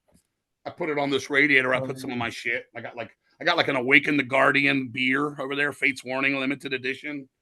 And there's just weird shit in the middle of nowhere, right next to Abbott and Costello, like the cartoons of them. Anyway, I put it over there, and I was like, all right. So I went back again, and I found, I think it was Mother's Finest Live or something. It was some, just cool shit when I was a kid. So I was like, you know what? I might get back into 8-track, and nobody does this anymore. It's not like records where everybody collects them like Tupperware now, and they put them in these, fucking condoms, so nobody can ever play them ever. You can't look at them. So we went to this place, and I asked the lady, "You got any 8-tracks?" She goes, "What is that?" I said, they're not popular anymore, but they were cars in the 70s. She goes, "Oh yeah." She comes over, she gives me this big box. I open it, so these are cassettes. And she goes, "Oh, I guess we don't then." And then the other girl goes, "Oh, there's a couple 8-tracks that are over there on that lamp. They're on that lamp on the end of that table." And I went over there, and you would know probably Dio more than them, but I pick it up. It's Meatloaf. It's Barry Manilow. It's fucking Eddie Money. Those are common 10-cent in a box. These they were then. And I was getting ready to leave, and my wife said, "There's another one over there." I said, "Oh, I guess I'll go look. It's probably the Who or something." I went over there, I picked it up, and I said, "It's the first fucking Iron Maiden." I said, "The last time this went off eBay it was broken. It was $550." I said, "Oh my God." And I asked the lady, "What do you want for it?" And she goes, "Give me 25 cents. And the other lady goes, "No. It's worth much more than that. Give me 75 cents. And I fucking bought it. And I got in the car and all the way home, and I was driving. I was like this. And I said, I can't believe it, because they only have 3. They did that one. They did Killers, which is kind of common, and Number of the Beast, which is also kind of common. They didn't do anything else. People say, oh, I've seen Power Slave on eBay and all that shit on Columbia. That's bullshit. Those are all fakes. There's only 3 that came out of Iron Maiden. So I had number the Beast, and I actually had doubles. I got over $300 for that when I sold it. And I didn't think it was going to be that much. I had doubles of them when we did Defenders in Baltimore. Defenders of the Old. David Wright was coming up there, and I was going to give them to him. And we literally took a box of merch in for October. Somewhere they fell out of the fucking car. I came back when the night was over. I was like, damn, I was going to give you those too. And he was like, damn, they're not in your trunk. I went and looked. They weren't. I looked down, and one of them was in the fucking street, completely destroyed. Now people have stepped on it for like 10 hours. I'm like, I was going to give you that. I had doubles. I got lucky a couple of times, but I went to one place, and this one fucking guy had a box that, the whole box for $5. I opened it up. Screamer, 2 copies of Screamer for Vengeance in there. Scorpions Blackout. Fucking Tokyo Tapes was in there. Van Halen 1984 was in there. Like somebody's shit. And yeah, the ones that came out after 1980 are the ones that are the rarest, because they stopped making as many. The Columbia Records and Tapes, the Penny Club, we all know about. Yeah, they kept it going to like 87. I think the last one they did was Fleetwood Mac. It was Huey Lewis. They did. You could get Madonna, Huey Lewis. I mean, they had like Kiss, Animalize, and stuff like that. I got some weird ones. I got the Castle Donington record with sax and all that. I got that on A track. Wow, crazy! I got the Masters of Metal K-Tel one with Dio and Y&T and wow. That never seen that one. I've seen that go for like $7. But some of the ones that I used to have when I moved up here, Dave had them in his truck when I moved up here, and it didn't make it. And I've not been able to replace. I had Y&T Earthshaker, which I've never seen again on A track. I had Shooting Star, Hang On For Your Life, never seen that again. And I had the rare one, the Ramones Pleasant Dreams on A track. And that's that. I've seen that go off eBay like so much money. I'm into like $100 on that, and it ends at like $680 or something at times. It's nuts. So those were lost at sea, I call it, But I got some cool ones. I got Uriah Heep, Abominog. I've got the first 2 Y&Ts yesterday and today, both of those in the slip cases with the original stuff. I got Red Fox, Gotta Wash Your Ass. In the slip case, hold on, right over here. Let me see if I see him. I'll bring Red Fox to the party. Give me a second. That's a classic. Let me see if I got him. Oh shit, where's Red Fox? I have a couple Red Fox vinyls, and I have a split Red Fox and Richard Pryor on a vinyl. Those 2. I do not see them. Oh wait a minute, hold on, baby. What is this? Oh, here we go. I got 3 over here. What you were saying about the CCs to put the 8-track out. Savage Master did theirs. Yeah, I got one. They gave me one of those. So I got that. Yeah. I also got the Spinal Tap Break Like the Wind promo only, and then of course the master of them all, Red Fox. You gotta wash your ass. Not your ass. He goes, not your whole ass, your asshole. And then while we're here being goofy, let's do these real quick. So, as we were saying, reel to reels. I still got these from back in the day. Pat Benatar reel to reels. Wow. Crazy. Yeah. This is my favorite Pat Benatar right here. Saw this store, Saga open. She was louder than Maiden and Priest. Had the same seats 4 months later for Maiden and Priest, and they were not as loud. And this is the rarest reel to reel I have. This goes for a ton of money. Sabbath Bloody Sabbath. Oh, wow. Crazy. That's the only 4 of those I have. But, this is just stuff. You get lucky. You're fortunate. Somebody, you collect this shit. I don't need this. You meet some people, you get to know them. They realize where you come from. I've gotten very lucky. I've got the entire shoebox set over here. Every one of those bubblegum cards with the box at the display case from 7-Eleven, 1981. That's from knowing people and, meeting people and being a kind person. That's what this all comes back to. Yeah. Being a kind person. Yep. Is there anything you don't have that you want? Cheryl Ladd's home phone number. do you still have the bottle of Pat Benatar you gave me? Yeah, what was it? Strawberry I never wine? forget. Hey, here's another thing. I don't forget nothing. Pat Benatar wine. And the story behind that was you said when CMC signed her, they were pissed that she didn't do more of a heavier rock record. Remember, you were like, she was caught up in that love song stuff, and you were like, yeah, they're disappointed the record's not heavier. But you sent me the wine. Mm-hmm. I got all that. Yep. I got everything you ever sent me from CMC, all those 8x10s and Tommy Shaw solo record and all that shit. We won't go into the underground heavy metal attack of Sanctuary, but I don't forget.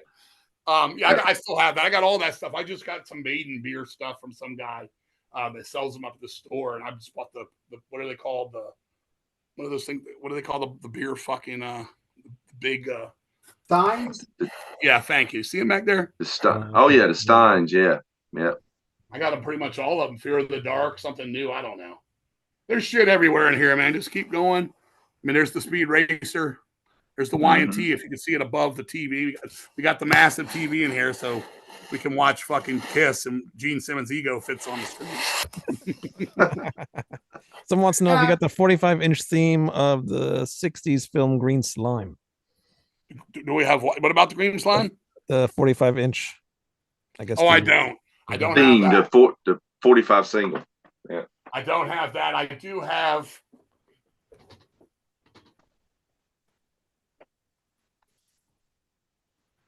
Look for a Star from Circus of Horrors in the 60s. Right there. This is one of my favorite horror movies ever as a kid from Creature Feature. Cool. And I do not have the Green Slime. I do have this. I got all that stuff. I got the Can't Hold Back Thunder Alley 7-inch DL. Leaf Garrett. Jill Sholin. Jill Sholin. I met her. Me and her talked about Surgical Steel for 25 minutes. She was so cool. She's like, "You seen the movie Thunder Alley? Nobody ever talks about Thunder Alley. I'm like, it's got to come out on DVD." Yeah. Remember Damnation? I think I've got a bootleg of it. I think I've got a bootleg of it on DVD. I got the poster hanging upstairs next to Stunt Rock, and I don't know if you've ever seen a movie called Hanging on a Star, another one of those like bands. The guy went on to be, what's his name? Jeff something. He went on to be a country guy, but it was a rock movie from the 70s, and it had the guy from the Crofts Superstars, the band they had, Captain Cool and the Kongs. Yeah. He plays drums in it. What are we gonna say, Ralph? Do you have Soundhouse tapes, the original Iron Maiden? Absolutely. So do I. This is crazy. I sold this years ago. I sold the 7-inch, and the guy sent it back saying it was a bootleg. And I told him it is not a bootleg. I said Steve Harris had a small pressing of it. People did not know about this. It's still under the radar. He had a small pressing of it done back then. It was people controversial on whether it's real or not, but it is. And he had held these copies back, and they were basically like, they weren't test presses. They were early ones with different matrix on them, and they're very, very rare. And I had one, and I told the guy, "I'll sell it to you for $300." I needed the money, and he bought it. I think it was maybe more than that. And he bought it. He sent it back, said it was a boot. And I said it's not. And then I was somewhere, and a guy was like, "Yeah, man, fucking, I want that. I'll give you $500 right now for it." And he goes, and that's cheap for you. Yeah. That's cheap.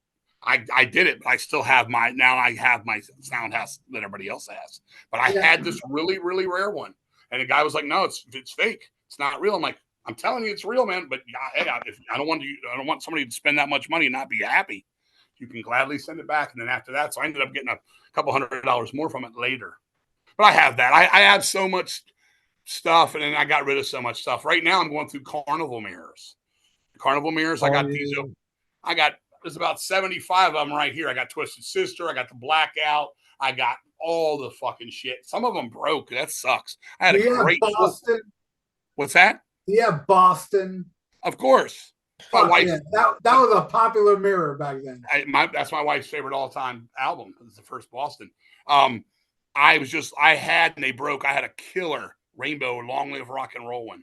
It broke. I had a Heaven and Hell full color from back in the day, Black Sabbath. It broke. Point of No Return, Kansas, full color. It broke.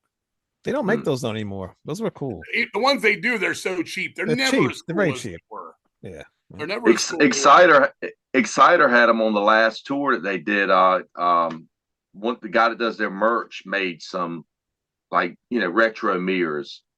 Was that the guy from High was Spirits? That the guy that played bass in Zool? Yeah, and High Spirits, yeah. Mm-hmm. Yeah, High Spirits, yeah. He made deceased ones too. I have deceased ones he made me. Mm-hmm. I got going back to Soundhouse tapes. I have an original, and I know it's an original. I bought in 1990 for $20, and believe me, in 1990, $20 for a single It was like, damn, that's a lot of money. And I said, fuck it. And I You were blew smart. $20 on it. And now, how much? I know it goes up to 2,300 on Discogs. Last I checked. That's the most expensive thing I own. Yeah, going back to full circle with Dio, I really don't know it until something happens. Like Mike Smith went on Discogs, he got $5,000 for a Satyricon record he had. Wow. He was like, I just got $5,000 for a Satyricon record. He didn't know it was a rare version, something he bought, or he basically said back in the day when we went to Relapse, he would take records as his payment because he knew he would never see a check. So he would get by this. He likes that shit, and he just sold it. And he had I think he had 4 Bathory Yellow Goats, and he told me he's made over, since Mike's been on there, he's made over $50,000, man. Wow, that's crazy. I don't go on there. I do my raffles. I try to keep the prices down. I had a Kiss towel. And you're right. It's fair. Yeah, you do keep fair prices. I don't have an original Soundhouse Tapes vinyl, but I have the CD that they did. You had to mail the proof of purchases. You're talking about that box they put out? No, I have that box. When they did some reissues in like 2002 or something. And you had to send the proof of purchase or something. Yeah, and you send a proof of purchase and you get it. But of course, working at Sanctuary, I was able to get one. And those CDs, that's worth a lot now because they're so rare. Yeah, no, I agree. One of the rarest things I think I have too. I have one of the Sorcery, the stunt rock band, did a 50 copy only 7-inch Living on the Run. It was promo only, and before Perry passed away, he gave me all his Sorcery stuff. I have one of the master reels of Stunt Rock, the movie. I have 4 or 5 posters. I have all their flyers when I used to play with Van Halen. He gave me every fucking slide taken during the making of Stunt Rock. I have all those. I have the newspaper recordings. I have the fucking, if people that know Stunt Rock, the end of it when it's Time Life and it says Stunt Rock on it. I have the prop from the movie where they put it over the real magazine. He gave me all that, and he fucking gave me that 7-inch. He's like, dude, nobody has it. He gave me the Rocktober Blood soundtrack sealed in vinyl. Yeah. So I mean, it's all what it is to you and things like that. It'll be something I'll be like, what? Holy shit. Like I pulled a Pagan Ultra for the last raffle and I looked it up and it's on Discogs right now. I was going to put like $150 on it because I know it's rare. The cheapest one on Discogs, $1,500 right now.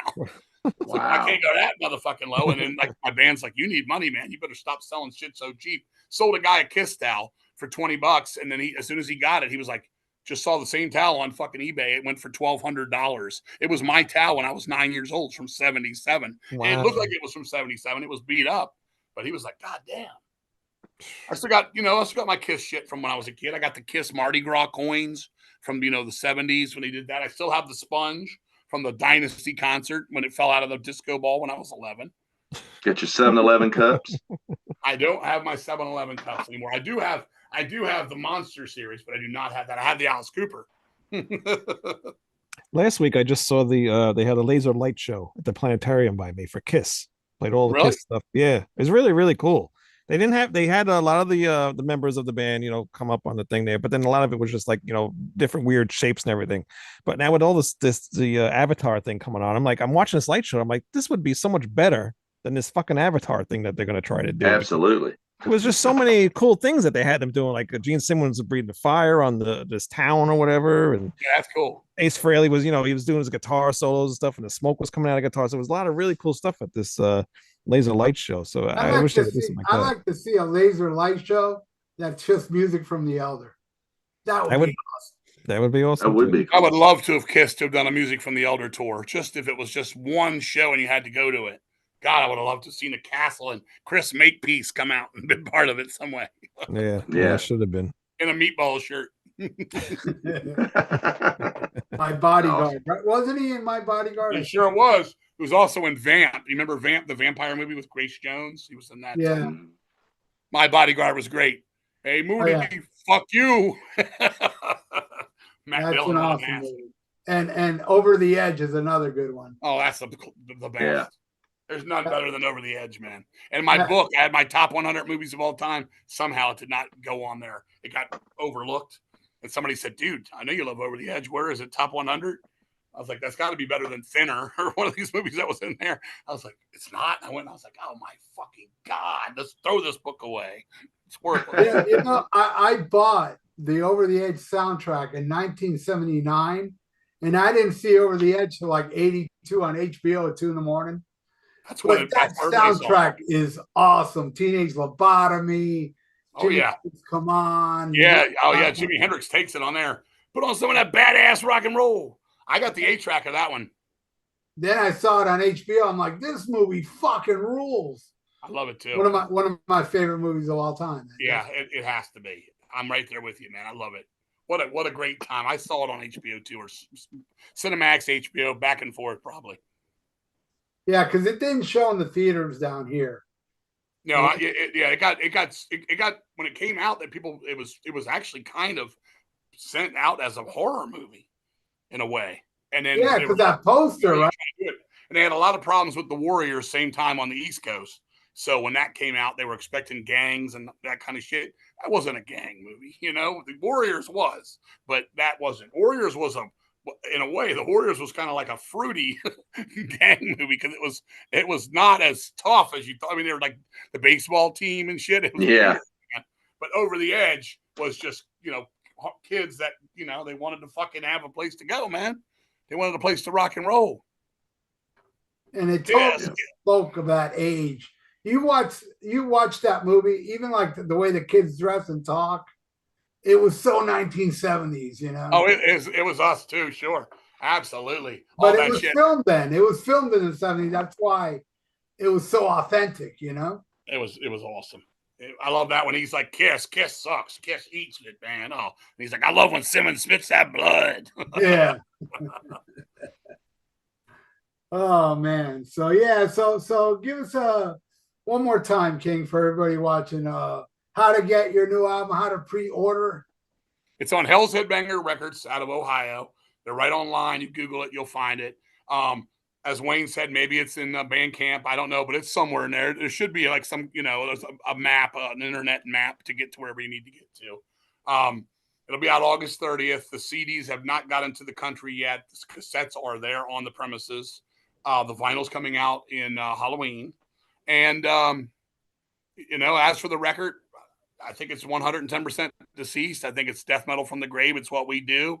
It's a dark and lonely record in a lot of ways, but it's definitely got plenty of thrash and plenty of melody and plenty of off-the-wall stuff, what people sort of know Deceased for. I think it's our best production to date. I think it's definitely, you know, to be in our 50s, some of us be in our 50s now and stuff. It's definitely not, let's slow down, let's mellow out, man. It's none of that. I think the last song, Farewell, the beginning part of that might be the fastest part in the history of Deceased. And, you know, we're happy and just doing, you know, running around talking to people like you guys, old buddies and shit, and saying, hey, man, if you want to hear it, hear it. If you don't, you don't. We'll be playing in we'll be playing in Massachusetts, Brooklyn. We'll be playing in D.C. We're going to Hawaii. Looking forward after that. There's talk of doing a little East Coast thing in December, which will be going down. I think we only get Pensacola, Florida, as far as we go down for Florida. But I think we do come to Raleigh, Dio. That's in the works. Up to Virginia, Richmond, and I think I was at Harrisonburg, wherever the hell that is up there, the college town. And then can't say with who yet, but there's going to be a tour in March, from East Coast up into Canada, and then there's going to be an upper. In May, we're going to be playing a festival in Seattle and a festival in the mid US, and all the states in between are finally going to get touched on, being South Dakota, North Dakota, Montana, Wyoming, those ones that nobody ever goes to. We're going to go up there and, you know, we're going to spray our fucking territory and have a good time and see who the hell's up there. Other than that, next year is 40 years. We'll be out, you know, we're going to do a thing called March of the Cadavers. A double CD is going to have tracks from everything we've ever done. We're going to do 2 covers on it. We're going to do Lady Lust from Venom, and we're going to do our first Sabbath cover ever, which will be Die Young, Mike Smith's favorite song of all time. We're going to do 2 exclusive songs for it. We're going to do one called Dusted, which is a song that's going to be about a kid that kills his family on PCP. So we're going a different little wild little route, just have fun with it. Another one called The Cure for the Grieving Widow, which people are like, oh, what happens? Her husband dies and she shoots herself. Nope. Her husband dies and she finds out about a mad doctor that can remove her mind because he knows a great surgery.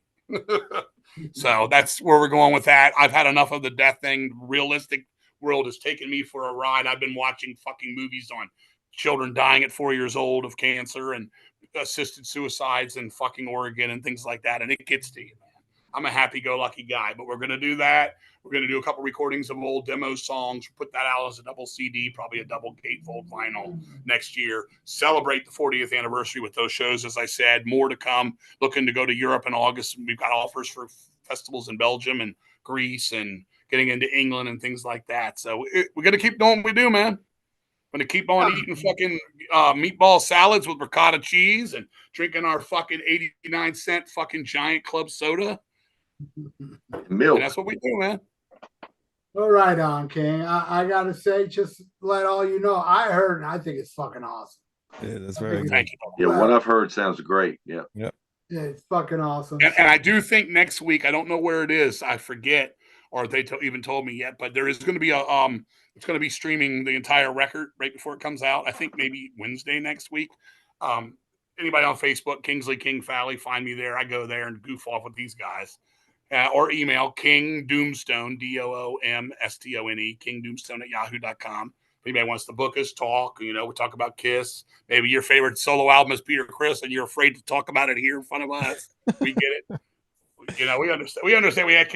We all can't stand the rain.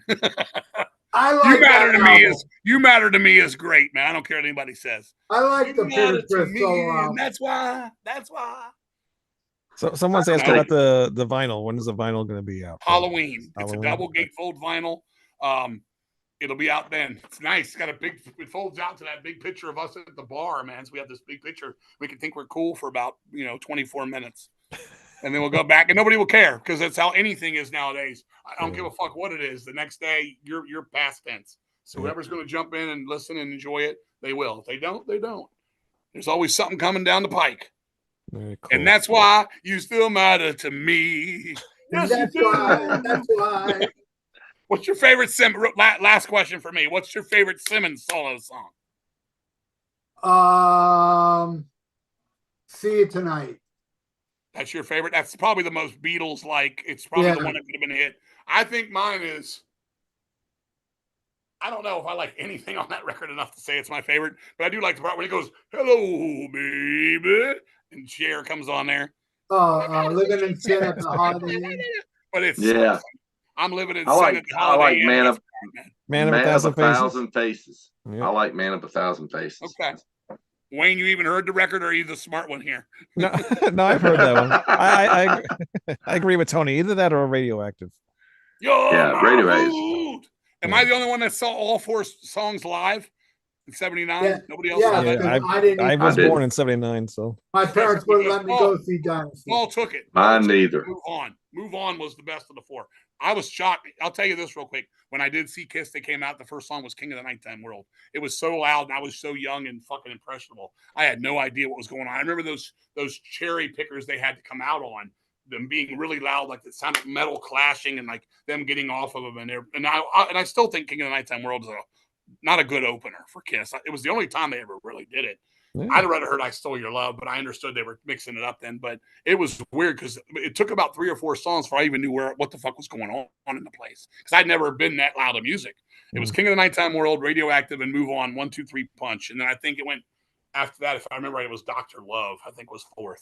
And I think that's when I got into it. Yeah. But I had a blast, man. And Kiss is my band, man. When I was a kid, that was it. It seems like seven in the car with Gene Simmons with Dio, man. But King, I always said, if you were our age, I'm 3 years older than you, but still, you're close. You're older. How old are you? You're 59? Yeah. I didn't know you were 59. How about you, Dio? 55. Okay, you're one behind me. What about you, Wayne? 45. Damn, I thought you were 70. I'm kidding. It's a hat. I might look it, but I'm not. Nobody, all of us look pretty damn good, man. I just got mistaken for a grandfather the other day at the beach. So I am a grandfather, and I got all of us are mothers. Okay, so you're 3 years older, Ralph. What were you going to say, brother? Well, I mean, come on, man. You're close to my age. Being that age in the 70s, it was impossible to escape Kiss. It just was impossible. And I'm sure you mirror me. Kiss is what got me into hard rock music, right? Me too. Before that, I loved ELO, I loved Kansas, Elton John, but I wasn't a big music fan. I would buy the 45s and shit. But man, once I heard I Want You at my friend's house, I had to get, not only Kiss, I had to find bands like this. And that's how I was. That's how I was. Like I noticed I was into the more energetic cuts. I Stole Your Love, Love Gun, the up tempo moving fucking songs. I guess you'd call them heavy metal, Detroit Rock City, things like that. So I was like looking for that. And my gateway to everything was my friends, sisters, or brothers. We went to my friend Dan's house. His sister had Van Halen 1. We put that on. We were like, holy shit, this is just like Kiss because it's aggressive. Ted Nugent, it was Double Live Gonzo for me, and I was just like, this guy's fucking, this is how loud this is. I love it. And it could have been Jane from Jefferson Starship or Barracuda from Heart. That's what I called radio metal. There was such a thing, and anything that had that Hold the Line, Toto, had that heavy slow ride there. You know what I'm saying? I was there. And it just went from that to, then it went into like Pat Benatar, Heartbreaker, which turned into Shooting Star was one of the early ones for me. Sammy Hagar, Standing Hampton. I know you're not a Hagar, but I remember hearing that fucking, Donnie Iris, Ali. Donnie Iris, Ali. Yeah. I love it. And then the next thing you know, I'm at my friend Andy's house, and his brother's like, here, check this out. Fucking Rush. This is Permanent Waves. Wow. Check out Kansas. Fucking, what was the Kansas? It was 2 for the show, the live one. Fucking, and he turned us on to Kansas Rush. What else was it? Jethro Tull, Pink Floyd. He was all about the progressive stuff. Genesis, before they even had a hit. Were you into Styx? I love Styx. Styx is still one of my favorite bands of all time. Styx and Foreigner I found on my own. We used to go to an ice skating rink, Boston too. These were all ice skating rink songs. You'd go in there and you'd hear Head Game, so you'd hear Renegade. What do you think of the Wooden Nickel years? I love them. I mean, they're young. They're young and wild. I mean, it's different. I mean, people always want to say, "Oh, I remember Marcus say Styx sucks dicks," DYX, and I was like, I love them, man. I was like, go back and listen to some Priest. Priest took a lot from Styx, man. Whether they want to admit it or not, that's up to them. But Beyond the Realms of Death is very much like Sweet Madam Blue. Go back and listen. I just went and saw Styx and Foreigner. They were phenomenal. Foreigner had no original members, but it was phenomenal. I had a great time. That's stuff I'll never lose in my heart. The K-Tel records, And as I was saying, you got to those records, then it was Blue Oyster Cult. Then it was fucking Uriah Heep. I went and got the stack of 25-cent used records at the store, whether it was Uriah Heep live. It was Cream fucking albums, just really Gears, Deep Purple, fucking Made in Japan. And then the next thing you know, you're like, yep, love me some Judas Priest, love me some Iron Maiden. Then the next thing you know, yep, man, love me some fucking Merciful Fate, love me some Slayer, yep, I love me some Venom, yep, love me some Voivod. And then you're into the tape trading, and I love Iron Angel and Sodom. And then you go on, and next thing you know, you're like, I love Sacrifice, I love Whiplash. And you go on, and next thing you know, like, I love Rigor Mortis, I love this and that. And that's how we did it. That's how I did it. That's probably how you guys did it too. You step up, and then at some point it becomes either nothing's too extreme for you, or at some point you're like, all right, this is where I stop. What's the newest band that you're really into now? Because I know you like the old school stuff. So, like, what's the newer? I don't really listen to a lot of newer bands. I haven't really heard the last newest band. I like Savage Master, and they're older. Okay. I mean, they're good at what they do. They write good songs, good hooks. They're dear friends, and they get out and do their shit. I like them. I think they're really good. I mean, there's some bands out there that are decent, but the problem is this, and it's nothing against them. Everything now is a rehash of a rehash of a rehash of a rehash. When I heard Maiden, I love Maiden. Then when you heard Queensryche, you're like, oh, these guys are like Maiden. They're cool. Now you're at the second tier. Then you would hear Griffin or Fate's Warning. You're like, all right, this is like Queensryche, who's like Maiden. And then you go on, and in the next phase and so on, the next bands would come a few years later. You'd be like, these guys remind me of Griffin, who reminds me of Queensryche, who reminds me of Iron Maiden. And now you're sitting there for a while hitting that finger down the line. And when I'm through all that, I'm like, you know what? At the end of the day, I'm going to go back and play like Ralph, the Prodigal Son. I'll play John Arch, fucking, Apparition. Or I'll play Queensryche, Child of Fire. To me, if you're going to be a new band out there, original, chances are you're going to suck.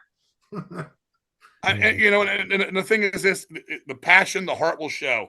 if I'm gonna have a diatribe for a second here, I would say this: bands now pay attention more to the music. Stop worrying about the logo, the name of the band, making 3 videos for your fucking record. Make the songs memorable. Have some respect for the fucking entity known as music. It saved my life. It got me away from drugs and alcohol and all that shit. And it's what carries me. And in 56, it's my passion. We're sitting here on a Thursday night now, 10:03 p.m. talking about music, and I could go on and on and on and never tire. Could be 7 o'clock in the morning. I'm like, dude, man, seriously, you're fucking wrong. On Fire is the best song on Van Halen 1. You're like, bullshit. On Fire is the greatest Van Halen song, period, in my opinion. Well, there you go. See, we had something, and then we could go on down this fucking rabbit hole. But music needs to be respected a lot more than it is. It's got to stop getting all this fucking. Stop using it as a moneymaker and a pyramid for fucking bigger schemes and ulterior motives. Let music be fucking genuine again. Bring it back, man. Bring it back. And if you, I'm not saying it'd be original. I'm not saying the Cease 100% original. We're not. We have influences from so many, but we're not afraid to go from a Queensryche riff to a Repulsion riff. We're not scared to go, oh my God, we can't dare have a Queensryche melodic part because this is death metal. What will the kids think of us now? Don't give a fuck, man. You like it, you like it. If you don't, you don't. That's fine. You can say we suck. I just saw reviews of the new Deceased. One guy said, these guys are better than Iron Maiden in their fucking prime. Deceased is the best ever. And the next guy was like, these guys always suck. Give it up, Grandpa. Okay, now do I take, oh, I'm so upset, Grandpa. I'm a Grandpa. I'm old. Or, man, fuck yeah. We are better than Iron Maiden. I don't do either, man. You just stay in the middle and do what you do, man. Right. At the end of the day, you have to like it. And that's what we do. We call it our epitaph. We got to be smiling when it's done. We got to all look at each other and we have a look. We all look at each other and like, he did it. This is good. Yeah. Or, if it does nothing, as long as you're happy with it, it's a success. Period. That's the way I look at it. Yeah. That's what I say. I would like to have you back on a regular show where we discuss a certain band or something. I would love to, and I know, you got a lot on your plate, but anytime, brother. If I'm not doing nothing, my wife goes to sleep. She got hard work. She got to do her work. I do mine. You're leaving soon, though, right, for a tour? It's Labor Day weekend next weekend. I'm going for 3 days. we play. We'll discuss. We can talk off air. Yeah, we can. Give me and Johnny Fever. Our people will call your people. Because we do episodes on bands, and it's just come join us, and we'll talk about a specific. I would love to. I mean, if you want me on there, I mean, I'm loud. I'm sure I'm gonna, intercept, talk over people and shit. I'll say I'm sorry, but I just don't know how to shut up. I was born with a lot of adrenaline, man. I think Dio knows more than anything. I've spent the most time with them. Yeah. And just so the listeners at home, because I was watching some podcast and the guy goes, I want whatever the fuck King's drinking. I want that shit. That guy's got energy. He must have had 12 Red Bulls. Here's the secret. I have not had caffeine since 1987. Wow. Since I was 19 years old. I do not believe in caffeine. I think in the long run, it gets you down. You got to go down to come up, to go down to come up. This is just how I was born. I did a test, and this is not a lie. I did a test with a doctor a while ago last year.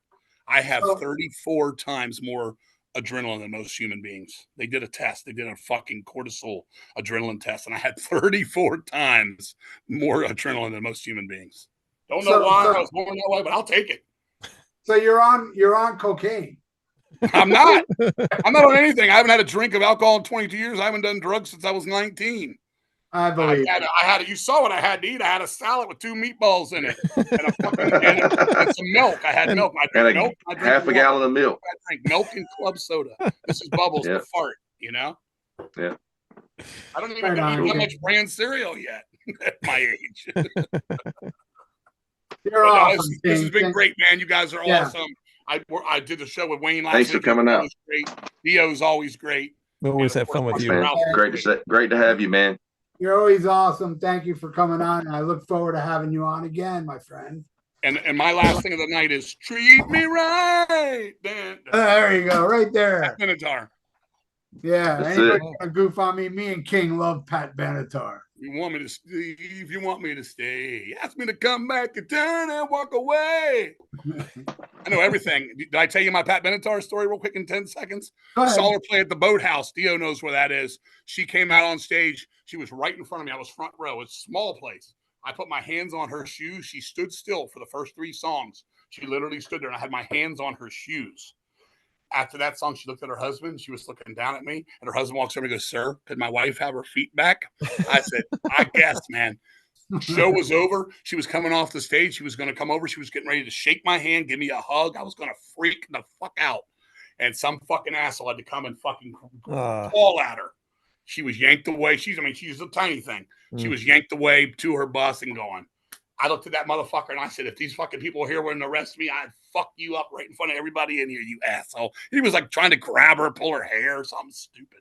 Drunk. Oh my God. Boo. It's so sad that she does not play Hit Me With Your Best Shot anymore because of all the shit that, it's been going on a little. She hated that. I'm going to tell you something about that. I saw her at a fair in Virginia, like about, I would say 25 years ago. She hated that song. And she's like, I never liked playing this song. I never did. I know y'all want to hear it. So she played it that night, but she refused to sing it, and all the crowd sang it. And slowly she waited it out.